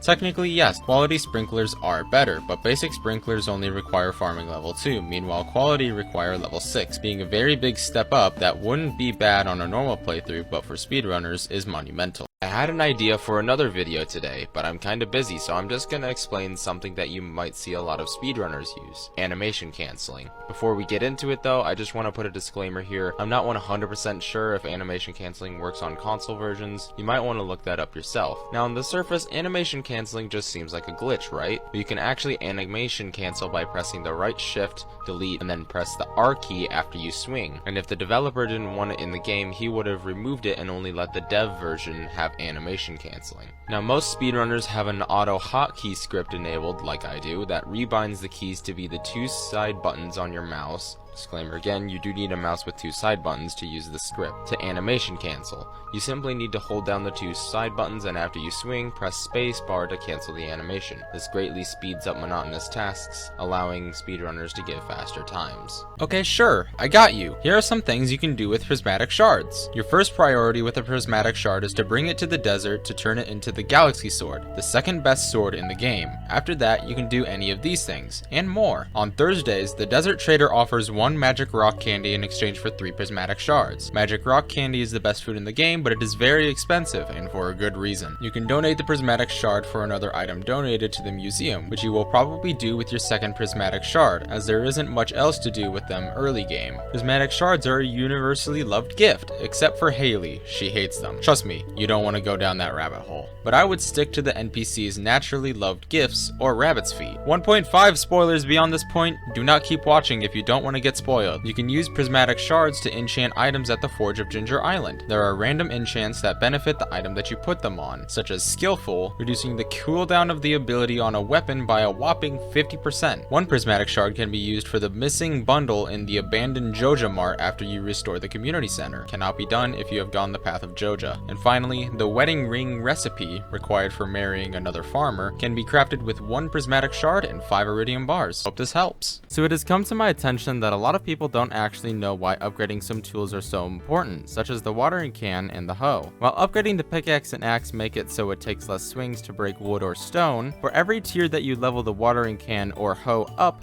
you can hold it down and water or till a larger area, with the max being an iridium hoe or watering can with the reaching enchant, which allows you to water or till a 5x5 area by holding down left click. Otherwise, the copper, steel, gold, and iridium watering can or hoe clear a 3x1, 5x1, 3x3, and a 6x3 area, respectively. Not only that, but each tier of watering can also holds more water, with the basic holding 40 charges of water, copper holding 55, steel holding 70, gold holding 85, and iridium holding 100. Should I explain enchanting next? Enchanting in Stardew explained in 60 seconds or less. Also obligatory 1.5 spoiler warning. Okay, let's go. Enchanting is unlocked after reaching the forge at the top of the volcano mines on Ginger Island. To enchant an item, you require 20 cinder shards, which you should get a bunch of when you're getting to the top, and a prismatic shard, with each item having some repeating and some unique enchants, such as the auto hook enchant, which allows you to hook onto a fish the frame it gets caught. You can also enchant, upgrade, and reskin weapons, as well as combine rings at the forge. The list of gems you can upgrade weapons with are as follows: Ruby, Aquamarine, Amethyst, Emerald, Jade, and Topaz, giving more damage, crit chance, knockback, weapon speed, crit damage, and defense, respectively. You can also make the infinity weapons at the forge, the most powerful weapons in the game, although expensive. To combine a ring, you need 20 cinder shards as well as the 2 rings you want to combine into the forge, and it allows you to free up more ring space to have 2 double rings, which is very helpful later on into the game. Hope this helps. Like and follow for more. If you've been playing Stardew for a long time, I'm sure you've done a fair bit of the quests in the game, including the one where you can collect the mayor's lucky purple shorts from Marnie's bedroom. Also, I know I did a video with this in it already, but in this video I'm going to show you all the things you can do with them except giving them back. While you can't wear the regular purple shorts themselves, if you have sewing unlocked, you can sew them with a gold bar to get trimmed lucky purple shorts, and while wearing them you can get some fun reactions from both Marnie and Lewis. You can also put them in the luau soup for some special dialogue from both the governor and Lewis, and this also does not destroy the shorts somehow. Putting the shorts in the Grange display at the Stardew Fair unlocks some unique dialogue from the mayor, as well as giving you 750 star tokens. You can also put a staircase in your pants slot to get trimmed purple shorts for some reason, and if you attempt to gift them to Marty, the game just flat out doesn't let you. Concerned Ape really went all out for this one, huh? Fish ponds explained in 60 seconds or less. Fish ponds can be commissioned by Robin for 5 algae and seaweed, 200 stone, and 5000 G, and can allow you to put all fish caught with a fishing rod or crab pot, the exception of a legendary fish, into the pond for a maximum of 10 fish in one pond. At the start, you may only put 3 fish in one pond, some rarer fish, however, only having a starting capacity of 1, but over time they will ask you to complete quests for them, with more expensive fish requiring more expensive items. After the first quest, it will allow 5 fish, then 7, then 10, being the max amount you can have in one pond. Depending on the fish you place in the pond, you may obtain items related to said fish, with the most common being roe given by almost every fish that you put inside a fish pond. Completing the quests given by the fish as well as harvesting items from the fish pond do actually give fishing XP. You may also place signs on fish ponds to allow you to see how many fish are in the current pond without having to click on it. Like and follow for more. There are more facts about the fish pond that I wanted to get into, but I ran out of time. Fish ponds explained in Stardew Valley, Part 2. Fish ponds are one of the easiest passive money makers, with some of the best fish being sturgeon, lava eel, regular eel, stingrays, blue discus, wood skip, and rainbow trout. Sturgeon and lava eel for money from the roe, sturgeon roe into caviar, and lava eel roe into aged roe, and the rest for the repopulation and the items they can produce. Fish ponds can actually become recolored from some fish after reaching a population of 3, those being slimejack, void salmon, and sea cucumber, as well as lava eel after completing its first quest. After getting a pond full of 10 crabs, the next time you talk to Willy, he'll actually have special dialogue and give you a pearl. You can refill your watering cans on them.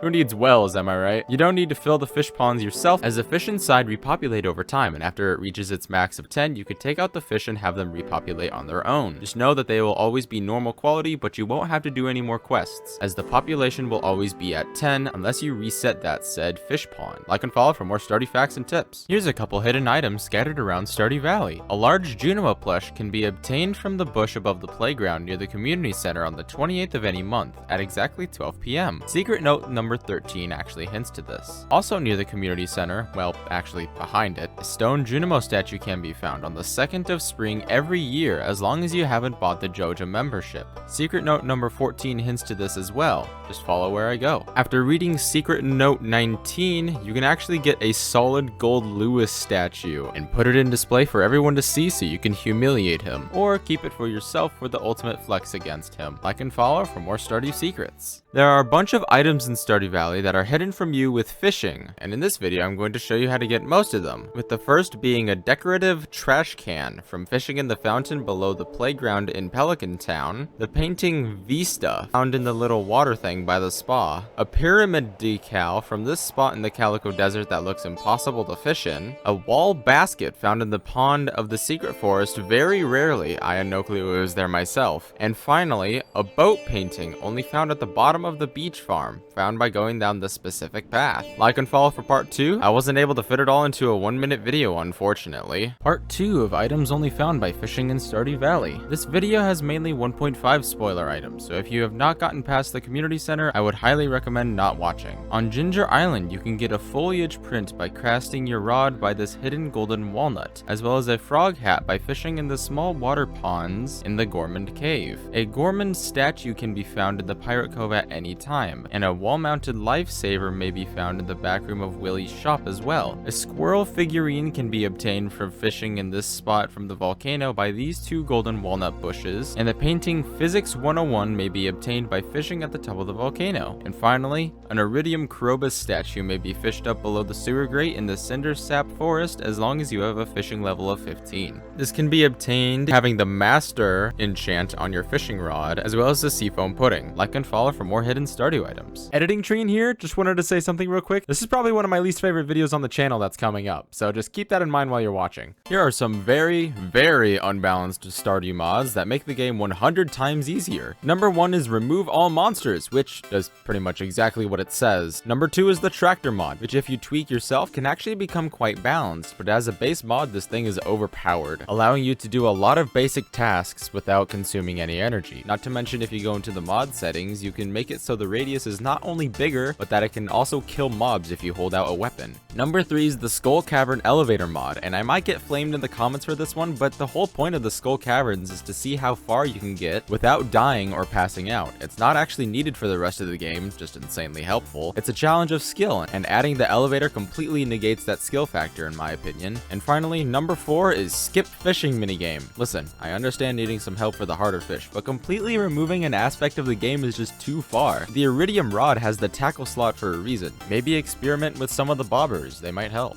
Like and follow for more mod showcases, I guess. By going out to the bus stop in winter, you may find a shadow person who gets startled and runs away. After seeing him, follow the footsteps in Pelican Town until you come to this bush, and after interacting with it, the shadow person pops out and gives you a magnifying glass. What can you do with this, you ask? You can get secret notes from doing tasks around the game, such as killing a monster, killing an artifact spot, fishing, and more. These secret notes will have various hints to people's loved gifts, hinting at some of the lore in the game, and exposing or showing some secrets hidden around the valley. Secret notes 16, 17, and 18 will give you some goodies if you till in the right spots, however. Those being by the railroad track, giving you a treasure chest, by the top of the river near the Joja Mart, giving you a green doll, and near this bench in the Calico Desert, giving you a yellow doll. Like and follow for more Stardew secrets. Here are 3 Stardew mods that make the game look nicer. Number 1, seasonal character outfits by Poltergeister. It gives all the characters cuter, more seasonal related clothes, even including inside and outside winter clothes so no one freezes. Number 2,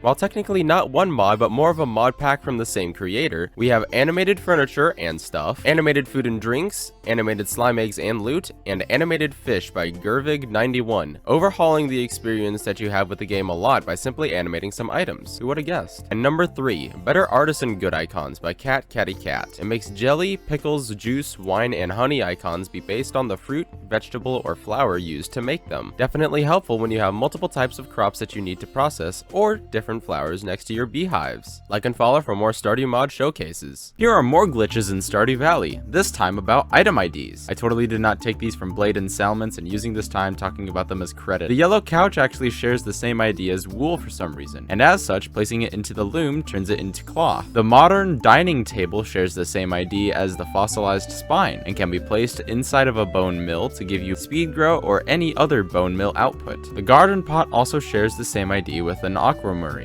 and if your inventory is full and you have a garden pot in it, if you break an aquamarine node, it floats around you like a moon. Pink office chairs can also be placed into a scene maker as they share the same ID as parsnips. Do with this information as you will. Like and follow for more glitches. Everyone's always talking about what the hardest achievement in Stardew Valley is. Why not the second? Or even the third hardest? Well, we all know that the hardest achievement in the game, which even Concerned Ape himself said that he regrets putting into the game had he known how popular it was going to get, is Vector's Challenge, where you have to beat the entirety of Journey of the Prairie King without dying once. No! Damn it. And is currently sitting at a 1% completion rate on Steam. The achievement for beating Journey of the Prairie King normally is also sitting at 1.7%, so obviously that would be second then, right? Well, you're close, but it's actually third, being beaten by 0.1% by Craftmaster, an achievement for crafting every item. And to clear up any confusion some people might have, this does not include cooking items. Even achievements like Full Shipment or Master Angler have more than double the amount that it has, as crafting one of every item in the game is a long and egregious task, only really done by people who are looking for perfection on their save. Like and follow for more Stardew facts. Here are a bunch of main menu facts / secrets. During this opening scene with Concerned Ape in it, if you press the escape key, you can actually skip straight to the main menu. Another one with Concerned Ape, if you click on him, you will either hear a splat or a duck sound and his glasses will come off. Clicking the letter E in the game name 10 times will show an alien open a door behind the letter. It will smile and wave for a few seconds before it fades away. Clicking the leaves 10 times will cause 3 junior Junimos to appear, and clicking the lower right screw on the letter W 10 times will cause several butterflies to appear. Clicking the bottom left corner of the title box a few times will cause you to pick up a little happy face. You can click the hole in the R to place it, which will cause foliage to appear around the title box and birds to fly out of it. There are special messages depending on how many times you have opened the game, some of them being: tip, shift click to buy 5 things at once; challenge, beat Journey of the Parrot King without dying; and finally, if you've opened Stardew 10,000 times, you get a message saying you've started the game 10,000 times. I'm impressed. Ape.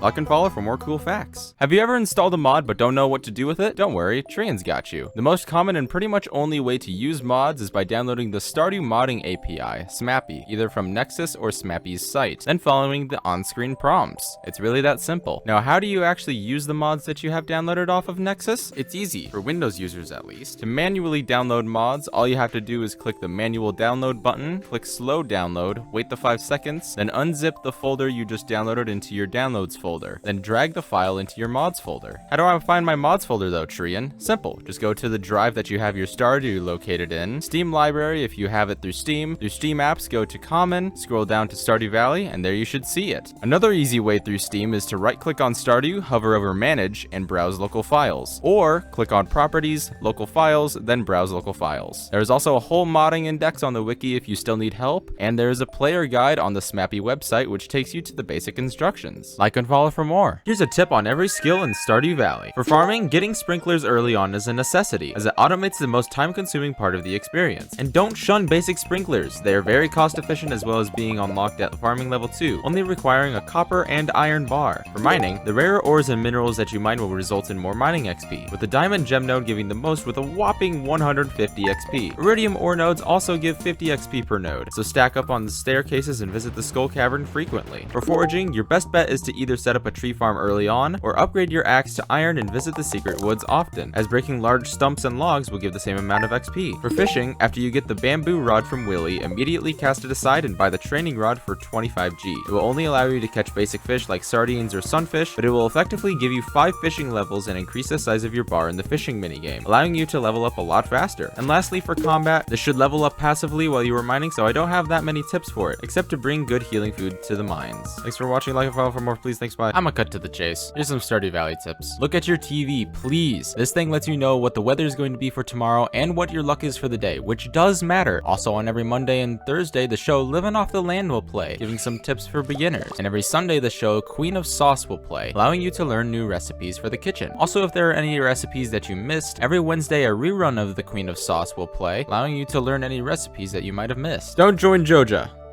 Just don't. Use hammers and not swords. Even if you don't use animation canceling, the ability alone makes up for it. Because if you spam click after using the ability, you can slam onto the ground multiple times. And if you choose the acrobat profession, it cuts the ability cooldown in half. Don't plant ancient fruit in your greenhouse. Plant coffee beans instead. You'll need a lot of coffee every day later in the game. And even later, you can make triple shot espresso, which gives you +1 speed for 6 in-game hours. I can follow for more. Ever wanted to know what settings were good or not in Stardew Valley? Then this is the video for you. First up is always show tool hit location, which causes this red square to appear whenever you have a tool out. I would suggest to have the setting right below it to be on as well, because you won't need a red square everywhere you go. Show advanced crafting information allows you to see how many times you've cooked or crafted a recipe, and if you have enough items in your inventory, how many times you can craft said item. There are 4 different fish bite sound effects besides the default one, and I've actually made a video on these as well. Look for 3 random Stardew facts part 11. Right below that is mute animal sounds, which is definitely personal preference, but after you get 5 barns with pigs, the sound does get just a little annoying. Scrolling down a little, you'll see zoom buttons, which I would say having on doesn't hurt anything. This allows you to zoom in or out without having to go to the settings menu. Down a little bit more is show flash effects, which is always just a good thing to have off, I'm not gonna lie. Below that are keyboard keybinds, and at the very bottom, you can take a screenshot in every console besides Xbox. Like and follow for more Stardew. Are you always running out of natural resources in Stardew Valley? Don't worry, Trian's got you.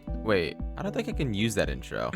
We've come to the right place. For wood, setting up tree farms early on in the desert or on the farm are a great way to get a lot of wood fast. Just replant the seeds and you should have enough wood in no time. If you are struggling to get hardwood early game, the best way is to either use the chair skip into the secret woods with a copper axe and chop the stumps and hope for mahogany seeds. Or you can plant the mahogany trees on your farm and get all of the hardwood you need. For coal, going down to floors 40 through 70 will spawn these cute little dust balls that have one of the highest chances to drop coal. Or you can use the wood that you got from the first tip in charcoal kilns to get all of your your coal that way. For any ore, you want to go to the mines on a good luck day and constantly reset the respective floors for that ore. So 1 through 39 for copper, 41 through 79 for iron, and 81 through 119 for gold. If you find big clumps of ores like this, don't waste your energy. Just craft a bomb or cherry bomb and blow them up that way. Hope this helped. Like and follow for a potential part 2. Are you running out of even more resources? Once again, you've come to the right place. The best way to get stone is quite simple and can be paired with you grinding for a specific ore. Whenever you find these big boulders, mine them, as they give 10 stones each and can be mined with any pickaxe. For iridium ore, getting far down into the skull cavern is your best bet, as the farther down you go, the more iridium ore that spawns. So setting up crystallariums with jades will allow you to trade for staircases on Sundays at the desert trader, allowing you to get down as far as you want in the skull caverns. Just make sure to bring a lot of bombs and food. If you've run out of fiber on the farm, you may always go to floors 25 through 29 in the mines, where a lot of fiber spawns, allowing you to get as much as you want. But if that's not enough for you, you can always complete the community cleanup special order from Linus to get the fiber seeds recipe, which grow in 7 days and give 4 to 7 fiber. For clay, the easiest way is to bring a high level hoe or bombs to the mines and go into floors 11, 51, or 91, 13, 53, or 93, 23, 63, and 103. But let's be honest, farming clay at the beach will always be the best. Like and follow for more. Star drops. You want them, you need them, and here's every way on how to get them. The first easiest star drop is the one from the Stardewvalley Fair, obtained by getting 2,000 points. Second star drop is by giving a sweet gem berry to the statue in the secret woods. The third easiest star drop is by going to level 100 in the mines. Fourth star drop is by purchasing one from Krobus in the sewers for 20,000 G. Fifth hardest one is from getting your spouse or Krobus as your roommate to 12.5 hearts, where they will then give you a star drop. The sixth hardest star drop to get is from donating all 95 items to the museum. And the seventh and hardest star drop to get is the one from getting every fish, where Willy will then send it to you in the mail. Like and follow for more Stardew facts. Here are some random facts about Gunther. Gunther is a non-giftable NPC that operates the museum. Gunther never leaves the museum, not even for festivals. It would have been nice to be able to talk to him and maybe see what sort of dialogue he would have had during the festivals, but nevertheless, he is still very helpful. According to Gunther, the previous curator of the museum ran off with the entire collection. I wonder who the previous curator could have been. Gunther does have one special order board, Fragments of the Past, which requires you to put a combination of 100 bone items into this box right next to him in the museum. However, giving 100 bone fragments would be the easiest, which gives you 3,500 gold as well as the bone meal recipe. The bone meal allows you to put either 5 bone fragments or one of any fossil or bone artifact and outputs regular and deluxe speed grow, quality fertilizer, and tree fertilizer. It also has a base 10% chance to double the output. Also, before you leave, I'm currently hosting a giveaway in my Discord server for the holidays. I'm giving away not 1, not 2, but 3 copies of Stardew Valley. So go join if you'd like. It's free and you can hang out with other people who watch my content. Okay, bye. Here's some actually good tips from the show Living Off the Land in Stardew Valley. On the 4th of spring in year 1, he will inform you that spring onions are harvestable from the bottom right area of the Cinderstep Forest. Spring onions give 13 energy and 5 HP, as well as selling for 8 gold without stars. On the 15th of spring every year, he'll remind you that it's salmon berry season. These berries are only in season from the 15th to the 18th, so get as many as you can while they're available. On the 11th of summer, he'll inform you that starting tomorrow, an unusual amount of shells and corals are expected to wash up on the beach. This event lasts from the 12th to the 14th of summer, during which the entire ocean is greener than usual, so get to the beach and get some profit. On the 8th of fall every year, much like the salmon berry season, he'll remind you that it's blackberry season. These berries are available from the 8th to the 11th, so once again, get as many as you can. On the 1st of winter, he'll tell you about upgrading your tools, as well as building or upgrading buildings at your local carpenter to prepare for the spring. For year 2, there isn't much else to talk about, so here's some quick things. You'll sometimes go over fish, item, or animal spotlights, remind you to check your journal and not to worry about your horse, as it will come home after you sleep or pass out. Like and follow for more Stardew content. Here's all of the new things in the Meadowlands farm. First off, the description of the farm is, it's not the best for growing crops, but there's a chewy blue grass that animals love. You start with 2 chickens. In the farmhouse, you have a cozy little setup, where you actually start with a dresser first thing, which you can put an unlimited amount of hats, clothing items, and rings into. You also get 15 hay from your starting gift box instead of parsnips. Going out into the farm, on the left side of the house, you have a coop enclosed with basic wood fence, where there is some debris as well as regular and blue grass. You also start with 2 baby chicks that are given random names. Now, instead of being on the left side of your house, the farm cave is directly down from your house. Nothing has changed inside the cave, however. There are 2 ponds, one near the farm cave and one down from the greenhouse. Right above the greenhouse and next to the coop, there is a waterfall and river, which has a second land area that's blocked by a hardwood stump. The only thing of interest here is Grandpa's shrine. The farm warp totem shrine is also directly above the house, blocked by some debris and trees. Lastly, here's the entire farm. I'm totally loving this update so far, so expect a lot more 1.6 content from me. Like and follow for more Stardew. Here's some tips for your first spring in Stardew Valley, 1.6 edition. definition. Carrots are busted in the early game. They're found in these new wheat spots similar to the sticks you find in the ground. They only take 3 days to grow, and a basic quality carrot gives 75 energy and 35 health. So if you can get 5 to 10 of these early on, you're pretty much set for the entirety of spring. Doing help wanted quests are good now, as doing 3 of them in a row allows you to get a prize ticket, a new collectible which allows you to gain something from Lewis's prize machine. The first 3 prizes are always 12 carrot seeds, an orange tree sapling, and 15 mixed flower seeds, so if you can, make sure to do the help wanted quests. You can also upgrade your axe to copper and chop this hardwood stump behind the bookseller stand, where you find a gift box with a prize ticket in it. Speaking of the bookseller, they always come into town sometime past the 10th and 20th of spring, selling a variety of books that can give you experience, help you move faster, or show how much items in your inventory sell for. However, I wouldn't worry about buying things early on from them, unless you have a lot of money. I know it's new content, but saving money for strawberries and other things early on is better. Like and follow for more 1.6 content. Here's what the Combat Mastery does in Stardew Valley. Obvious 1.6 spoiler warnings for this video. The Combat Mastery is one of the 5 masteries to be unlocked after reaching level 10 in every skill. The first item unlocked after claiming Combat Mastery is the Anvil recipe, costing 50 iron bars. It allows you to reroll the stats of mostly every trinket. It costs 3 iridium bars per use and takes 10 in-game minutes to process. It can change the level of the fairy box, the color of the frog for the frog egg, the duration of the speed boost from the golden spur, the frequency and duration of the ice rod's projectile, the magic quiver's type, and the level for the parrot, dependent on the earnings for your farm. The second item unlocked is the mini forge recipe, with the recipe being 10 iron and gold bars and 5 iridium bars and dragon teeth. It acts the same as the forge on top of the volcano. The last but certainly not least feature unlocked is the trinket slot, set right next to your hat space in your inventory. After unlocking Combat Mastery, you find trinkets by doing combat focused tasks around the valley, like slaying monsters or breaking crates. The list of trinkets are as follows: Basilisk Paw, Fairy Box, Frog Egg, Golden Spur, Ice Rod, Magic Hair Gel, Magic Quiver, and Parrot Egg. What mastery or trinket is your favorite? Here are some random facts about Sandy in Stardew Valley. Sandy is a non-romanceable but giftable NPC in the Calico Desert, and is the owner of the Oasis Shop. She is not available to be gifted until the player has repaired the bus to the Calico Desert, and as such is not a part of the Introductions quest. Sandy loves all forageable flowers from the valley, and has special dialogue for each one. When you first meet Sandy, you get a cutscene where she introduces herself, and realizes that the bus is back in service. On the 15th of fall, her birthday, she hangs out with Emily for a majority of the day, closing her shop at 1 PM instead of being open until 11:50 PM. Sandy allows Mr. Key to operate his casino behind her shop. It's clear that they're not close in relation, but she accepts any money he gives her and looks the other way with whatever he's doing back there. In a line of dialogue after getting 4 hearts, Sandy actually hints that she only uses the name Sandy because it's good for business. You do not know what her actual name is, unfortunately. After reaching 7 hearts with her, you receive the recipe for Tom Kha soup. On Saturdays, after interacting with Sandy, she actually gives you a jug of milk. Don't ask where she gets it. Let me know which NPC you'd like to hear more facts about next. Here's what the Foraging Mastery does in Stardew Valley. Obvious 1.6 spoilers for this video. The Foraging Mastery is one of the 5 masteries to be unlocked after reaching level 10 in every skill. The first item unlocked after claiming Foraging Mastery is the Mystic Tree Seed recipe, costing 5 of each tree seed, including mahogany seeds. After planting, it has a 15% chance to grow overnight, increased to 30% with tree fertilizer. It can be tapped for Mystic Syrup every 7 days, and can be chopped for 7 to 11 hardwood plus 1 from the stump. Mystic Syrup can be used to make the blue grass starter as well as the treasure totem, the second item unlocked from Foraging Mastery. It costs 5 hardwood, 1 Mystic Syrup, and 10 moss. After using it, spawns 16 artifact spots in a circle around the player, if all of them are dirt tiles. Very useful if you need the last couple artifacts from an area. The last item unlocked from Foraging Mastery are golden mystery boxes, which are rarer than regular mystery boxes and give rare items more frequently. They also have a chance to give the auto petter, or if you have Farming Mastery unlocked, the golden animal cracker, and also have a smaller and better selection of items versus regular mystery boxes. Which mastery is your favorite? Here's what the Farming Mastery does in Stardew Valley. Obvious 1.6 spoiler warnings for this video. The Farming Mastery is one of the 5 masteries to be unlocked after reaching level 10 in every skill. The first item unlocked after claiming Farming Mastery is the Iridium Scythe. It's the last version of the scythe, and it has an even larger radius than the Golden Scythe, as well as a 100% chance to get hay from grass instead of 75. The last and most important feature is that it can harvest any crop grown on tilled soil, an incredible quality of life feature. The second item unlocked is the Statue of Blessings recipe, which can be crafted with 999 sap, fiber, and stone, as well as 333 moss. It grants a different blessing each day, those being Blessing of the Butterfly, Energy, Fangs, Friendship, Speed, Waters, and Luck. The Blessing of the Butterfly is the most interesting one, as it will spawn a prismatic butterfly somewhere around the valley, and once you find it, it will drop an amount of gold equal to 0.5% of the player's earnings, capping at 50,000 gold. The last feature unlocked from Farming Mastery is that you can now find golden animal crackers, which permanently doubles a farm animal's produce. They unfortunately do not work on pigs, but they can be added to fish ponds. They can be found in a variety of ways, including fishing treasure chests, skull cavern treasure rooms, and golden mystery boxes. What mastery is your favorite? Here's what the Fishing Mastery does in Stardew Valley. Obvious Here's 1.6 spoiler warnings for this video. The Fishing Mastery is one of the 5 masteries to be unlocked after reaching level 10 in every skill. The first item unlocked after claiming Fishing Mastery is the Advanced Iridium Fishing Rod. This fishing rod can have 2 bobbers added to it instead of just 1, and depending on the bobbers added, the effects can stack. For example, if using 2 treasure hunter bobbers, you have a 10% increased chance to find treasure chests instead of the regular 5. The second item unlocked is the Challenge Bait recipe. You can craft 5 bait with 2 moss and 5 bone fragments. While having the same bait effects as wild bait, it also allows you to catch up to 3 fish at one time, if the fish doesn't escape the bar in the fishing minigame. However, if the fish escapes the bar all 3 times, it will cancel the fishing minigame, so be prepared. Note that the extra fish do count towards special order quests, so it could be helpful for easy to catch fish. The final perk unlocked from Fishing Mastery is that you can now encounter golden treasure chests, which can give you even more loot than regular treasure chests,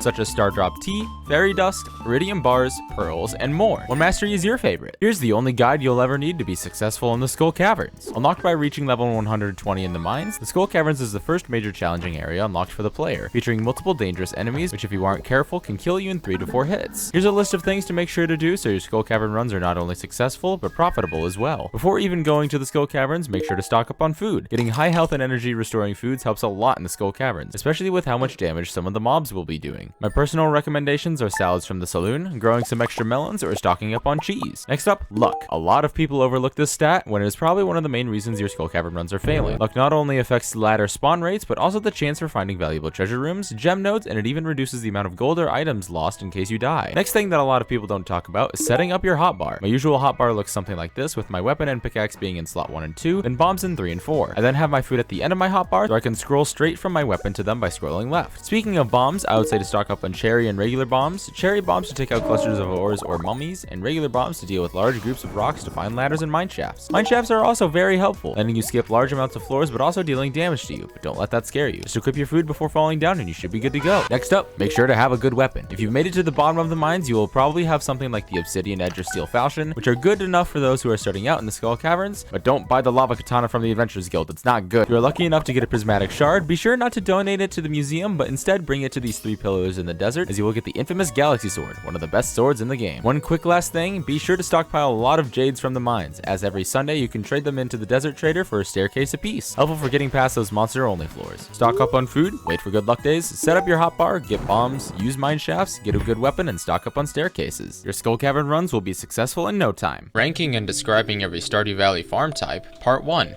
Today will be about the Standard, Riverland, Forest, and Wilderness farm types. Standard. B tier. A great farm to start off on, as there are no gimmicks and loads of empty space to do whatever you want. Great for people who like decorating. Riverland. D tier. There are already a lot of places to fish in Stardew. Why have a farm based on it? There isn't much room to farm or even build for that matter, one of the worst maps in my opinion. Forest. A tier. The only reason why this is an S tier is because of the limited farming space, which you can remove bushes with a steel axe or better. The added bonus of seasonal forage on the farm greatly helps early game mines trips, and this map is the go-to for speedruns as well. Wilderness. C tier. Not great, but not terrible either. This map spawns enemies at night that scale with the player's combat level, as well as reduced farming space with a giant pond in the bottom left of the map. If you want a different experience without changing much, go for this one. Like and follow for Part 2. Ranking and describing every Stardew Valley farm type, Part 2. Today we will be talking about the Hilltop Farm, the Four Corners Farm, and the Beach Farm. Hilltop Farm, C tier. I haven't played much of it and can't give an honest rating, so that's why I'm putting it in C. It's helpful early game with the ores that you can gather, plus they get better with mining level, but other than that, it is very mid-tier farm. Four Corners Farm, A tier. Great to play with friends, if you have any of course. This farm combines the Standard, River, Hilltop, and Forest farms into 4 separate corners for you and your friends to enjoy. Best map for multiplayer. If you are min-maxing, I would recommend Standard or Forest. And finally, Beach Farm. B tier. As much as I love the beach farm, I have a bias as it's my longest played save. I have to put it in B tier. Lots of empty space to decorate and build, but no sprinklers on the sand. There's a small plot of land there to use sprinklers on, so it's not all too bad. But as a last thing to say, these are my rankings, and it is completely up to you to decide which farm type you want to pick. Like and follow for more. All the pets in Stardew Valley are cute, so I'm gonna rank them. Basic orange cat, A tier. Who doesn't love having an orange cat that just lazes around their farm? Gray cat, S tier. Dudley supremacy! Also, I just really like gray cats for some reason. Yellow, or maize, tan, I don't know. D tier. I'm gonna be honest, I haven't seen a single farm that has this specific cat. I understand if your cat in real life is this color, but ain't no one picking this one regularly. Still cute though. Basic dog, B tier. Pretty standard dog, nothing too special. Also cute. Great Dane, A tier. Who wouldn't want a Great Dane? I might be biased because we have a big dog IRL, but I like Great Danes, so I don't know. Beagle. At least I'm pretty sure it's a beagle. C tier. Don't get me wrong, beagles are cute, but I'd probably stick with the Great Cat or the Great Dane. Horse, A tier. I mean, you can't really go wrong with the basic horse. Also, you can put a hat on it, which is cool. I can follow for more tier lists. It's a Big World Outside is usually the first song you hear when making a new farm, and is one of the most iconic songs in the entire game. A tier. Wild Horseradish Jam is also iconic, but there is also nothing too special about it. Kind of how a lot of the spring songs are. Also A tier. The Valley Comes Alive is another iconic song, but once again, nothing too special. I'd have to give it a B tier though. Tropicala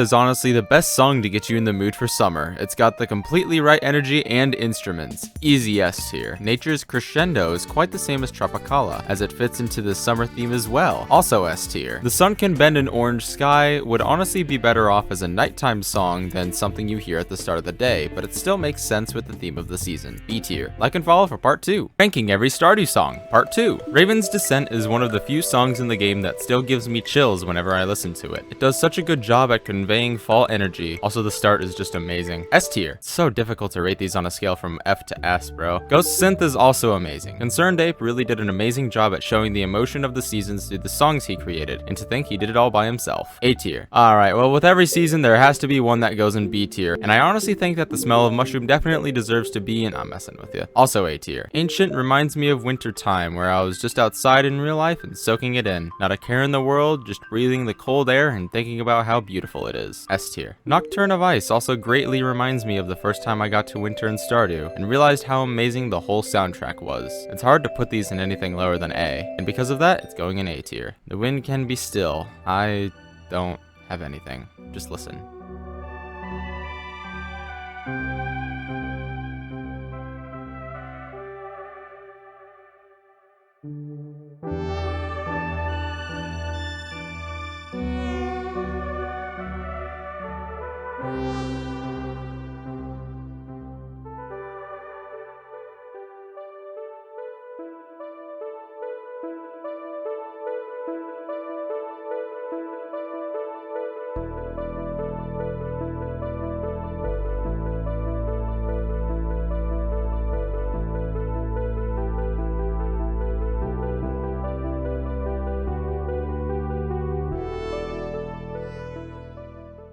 Ever wanted to know which boots in Stardew Valley are the drippiest? Well, don't worry, because I have a tier list just for you. Cinder Clown shoes. B tier. Unless you're going for a clown outfit, these aren't the best choice. Combat boots are D tier. They just don't look good. I'll be 100% honest. Next are crystal shoes, which I'm putting at C tier. They don't really fit in with many outfits, and they kind of just stand out in whatever you're wearing. Then there's dark boots, which I'm gonna have to put in F tier. Not only do they look like worse combat boots, but look at the sprite, man. Dragon scale boots are going in A tier. I really like this shade of purple, and it could work well with some outfits. Emily's Magic Boots, B tier. While there aren't any other good blue boots on this list, wait, what? You're telling me you can get mermaid boots from Ginger Island that have better stats and you don't have to marry Emily? Well, alright then, I'm moving them to D tier. Firewalker boots are gonna be B tier. I don't know, they're just kind of meh. Next up are genie shoes, and they are alright. B tier though, because you can be Waluigi with them. Then there's leather boots, which I'm gonna have to put in S tier, just because of how simple they are. They can go with almost anything, and that's what I want in a good pair of boots. Okay, thanks, like and follow for part 2. Rating Stardew's drippiest boots, part 2. Leprechaun shoes, B tier. If you do manage to get these boots, you can actually cosplay Link, which is nice. Plus, they are the only good pair of green shoes. Next up, mermaid boots. Automatic A tier for me. If you watched the previous video, you know how I dumped Emily's magic boots for these, and for good reason. They are just way better. Then there's rubber boots, D tier. The only reason these aren't in F tier is because they kind of work with the dinosaur outfit, and that's it. Not to mention they are just worse leprechaun shoes. Sneakers, C tier. Kind of like the Firewalker boots, except a more annoying shade of red. I'm gonna put space boots in A tier, definitely not because of bias at all. These are a very respectable pair of boots, and they usually last for a long time as well, as you get them from the mines, and they have decent stats. Thermal boots are going in B tier. They definitely fit in with the winter theme and can be used for some cool wintry outfits. Next are tundra boots, and I'm putting them in A tier because I like these more than I should. Something about them just stand out to me. Finally, we have the work boots. Worse leather boots, bad sprite, F tier. No further discussion.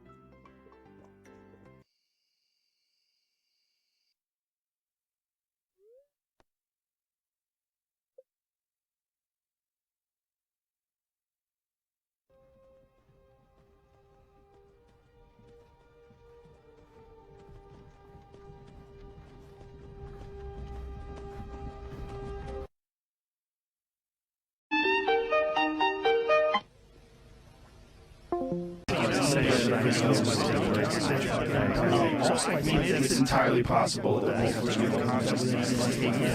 Did you guys know there's a rare audio sometimes when fishing? Check it out.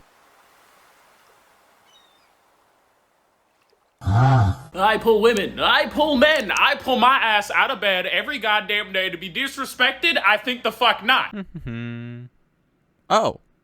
Well, okay then. Chicken.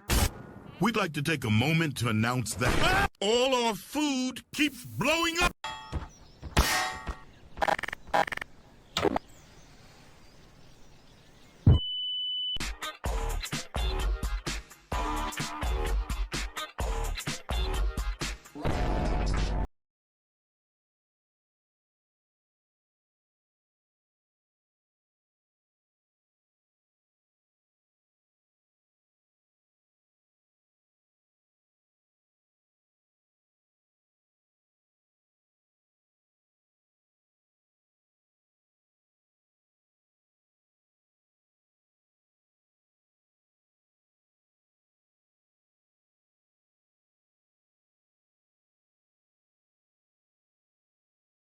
To do with your children in Stardew Valley. Number 1, you can put any hat that you'd like on them to make them cuter. Number 2, sacrifice them.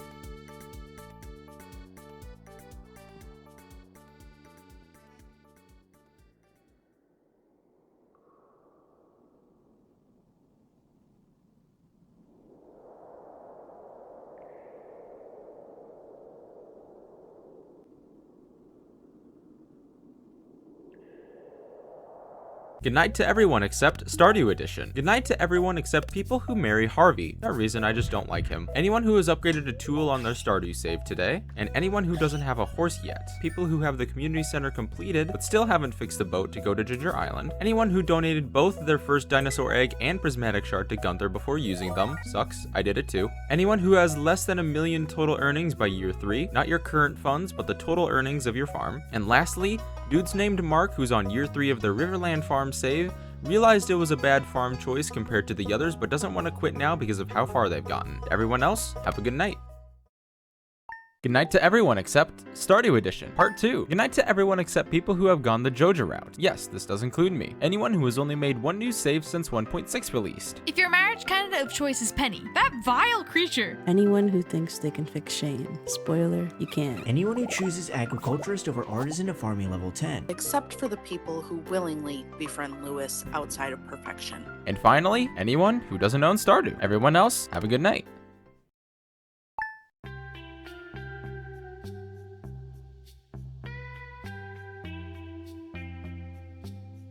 Reading your guys' questions. What's your favorite thing to do in just a casual Stardew game? Honestly, I'd probably say to just, renovate. I like decorating, even though I am pretty bad at it. I still like to decorate quite a bit. Shane or Abigail? Abigail. Shane's a little too, Shane. What's your tip on how to start Stardew? I honestly have no idea what to do. Honestly, I would just say play the game however you want to.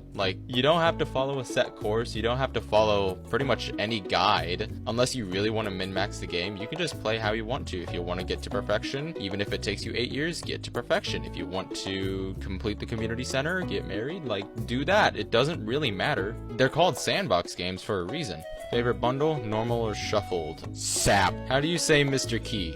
Well, what is your favorite color? I'd probably say just navy blue. Honestly, darker blue variants. Are there categories for the speedruns you do online, or do you just do them for the fun of it? I think it's pretty fun to just, have a random item to speedrun, because it isn't a set thing. I plan on speedrunning set things later, but I think it's pretty cool right now. Are you going to play Haunted Chocolatier? Pope wear a funny hat. I'm probably as hyped as many of the bigger Stardew creators are, because I love Chocolatier-esque games. What do you think would be the hardest item to speedrun? Golden egg, no doubt. Requires perfection. Favorite villager? I will not be answering this as it will create a disruption in the timeline. Why don't you do a full playthrough of each day? It's not a terrible idea, but at the same time, I don't think that'd be pretty fun. What is your favorite game? Honestly, it shifts a lot, but if we have to talk about my most favorite game of all time, I'd have to list a couple. Number 1 would definitely be Undertale, before all the weird wacky fandom stuff started happening. Number 2 would be A Hat in Time. Number 3 would be Minecraft. Number 4, probably Terraria. Number 5, these are just in no particular order, by the way. Cave Story. How do the slime castles work? I have 2 slimes in there and have no idea what they do besides be annoying. Honestly, have fun, because I don't. I don't know either. Can you make it where your videos are savable? Why do you want that? Haley or Leah? Leah. No further discussion needed. What's your favorite item? The frog hat. What's your playtime for Stardew? I'd say counting modded and non-modded, 600 hours. Do you like cheese? Cheese. Joja or Pierre or Hat Rat? Yes. Duck? Goose. How get red cabbage? Wait. Either spring or summer year 2 and Pierre starts selling them. Who's your favorite romance option? I have no preference. Besides Haley. I do not like Haley. Who's your favorite character? I don't know. Honestly. Some of them are annoying, some of them aren't. If you ask me my least favorite character, I'd have to say Morris. Favorite crop? Coffee plants. What do you like better, Stardew Valley or Minecraft? They both have their ups and downs. They both have their pros and cons, you know? It is what it is. Have you macroed air? We do not speak of the incident. What are your thoughts on Shane? Shane. Why did... Well, you know. How long have you been into gaming? Well, I'd probably say... I don't know, honestly. Quite a long time, though. I'll say that. I probably have... I just realized I have like over 10,000 hours in games combined. And I have a life. Damn, that's an achievement. Alright, that's it. If your comment didn't get read, I'm sorry, but that's just how it is. Anyway, like and follow for more. HatMouse% is one of the shortest speedruns in Stardew Valley. Originally created by TikTok and YouTube content creator ShawneeDo, the goal of this run is to talk to the HatMouse NPC, located at the bottom of the Cindersnap Forest, in the abandoned house after getting an achievement. This run is also one of the most popular speedruns, and for a reason, as the length of the run is usually about 3.5 to 4 minutes long on a good run, and allows runners to practice their animation canceling skills. And I've also been talking for far too long, so make sure to like and subscribe if you enjoy.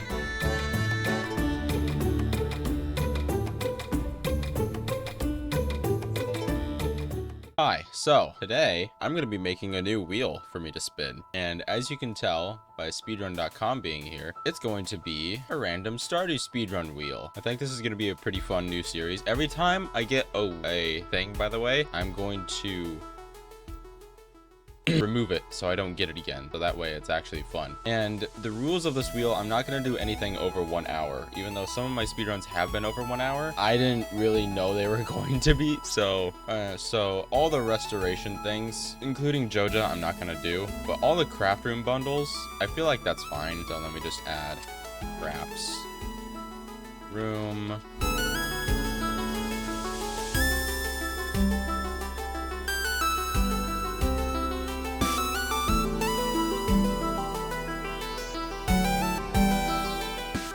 Here are some things you probably didn't know about Loot Share in Hypixel Skyblock. Loot Share as a mechanic was introduced when the Dwarven Mines came out, January 11th, 2021, as a way to share drops between ghost kills. However, Loot Share was brought to the entirety of Hypixel Skyblock on April 20th, 2022, when the Crimson Isle released, and was implemented that to receive Loot Share you must deal at least 1% of the mob's health, be in a 30 by 30 block radius of the mob when it dies, and be one of the top 5 damagers of the mob unless you killed it, which means even if you deal 1% of the mob's HP, you are not guaranteed to get Loot Share, especially if there are more than 5 people hurting the mob. One of the easiest ways to get Loot Share on mobs early on is with a Dreadlord sword, a decent mage set, and the Sighted power, obtained with 9 Ender monocles at the Thaumaturgist, or a decent melee weapon and a decent melee armor set. This will enable you to gather Loot Share on fishing mobs you aren't able to fish up yet. Just don't be annoying about it. Hope this helps, and if you like the video, follow for more. Stardew Valley, with the power of Smappy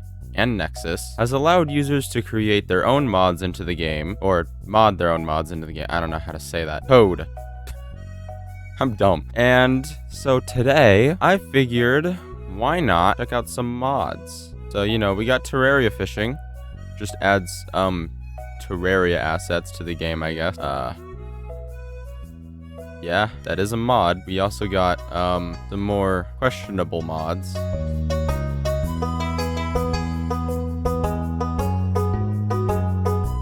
Running a random Stardew item, part 36. This wheel has every Stardew item on it, and now that I have your attention, have you heard of a game called Cave Story? If not, you're basically a soldier who got sent to an island to eradicate a mysterious magical source. That's not the point of this video. In Cave Story, you can have a wide arsenal of weapons, including an old king's blade, a fireball gun, and a missile launcher.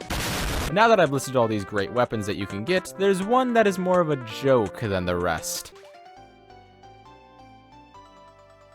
Yep, a legit bubble gun. Except the fact that at level 3 it makes the bubbles a shield around you and they shoot spikes. If you'd like to see me try to beat this game with only a bubble gun, tune into the premiere on my channel at 4:30 EST this Saturday. Okay, bye. All I need is great friends, golden clock, those 2 recipes. We're gonna do it. We might get perfection tonight. It's finally happening, yes! I've got 118 ancient fruit iridium quality wine here, and I am going to load up the shipping bin. It's the big money day. All of it. People are lurking, which I understand. Wow. Dwarf is at 10 hearts. I repeat, the dwarf is at 10 hearts, ladies and gentlemen. That is everybody. Emily, why are you at 13 out of 14 hearts? That's more funny than anything else. I can't even be mad about that. We're literally like right there. Legit, I'm just gonna grab the wine and then sell it, and then I'll have enough money, and then it'll be springtime, and then yeah, there it is. There it is! Yoink! Please tell me that's every single item cooked and I didn't just forget one. Send it to Alaska. Ooh. Golden clock. Today was the first time I've gotten on Twitch in probably 6 months. Alright, golden clock has been constructed. They're literally right there. Tree sounds like he's having an existential crisis right now. I am. I'm missing the strange bun. I need a void mayonnaise. Void mayonnaise. Ah, gourmet chef. And now I sleep until the 26th. It's the flower dance. The child is grown up, and I'm going to put a hat on. Time. It's time. Like a 5-second delay between. All right, this is the last item that I need to craft for perfection. Craft master. Wait. Craft every single item. It's over. It's over. It's over. Dude. A rumbling sound was heard in the distance. This way wasn't open before. Here we go. Here we go.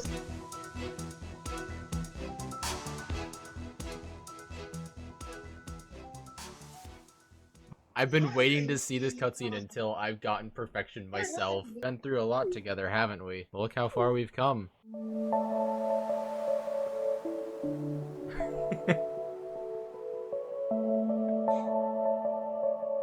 Go, Krobus, go! Go, dwarf, go! Is that a watermelon? No, that's the contraption. You made us very proud.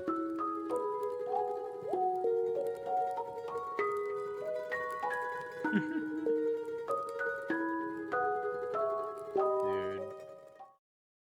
So how does it feel to have completed Stardew Valley? Give me 1.6.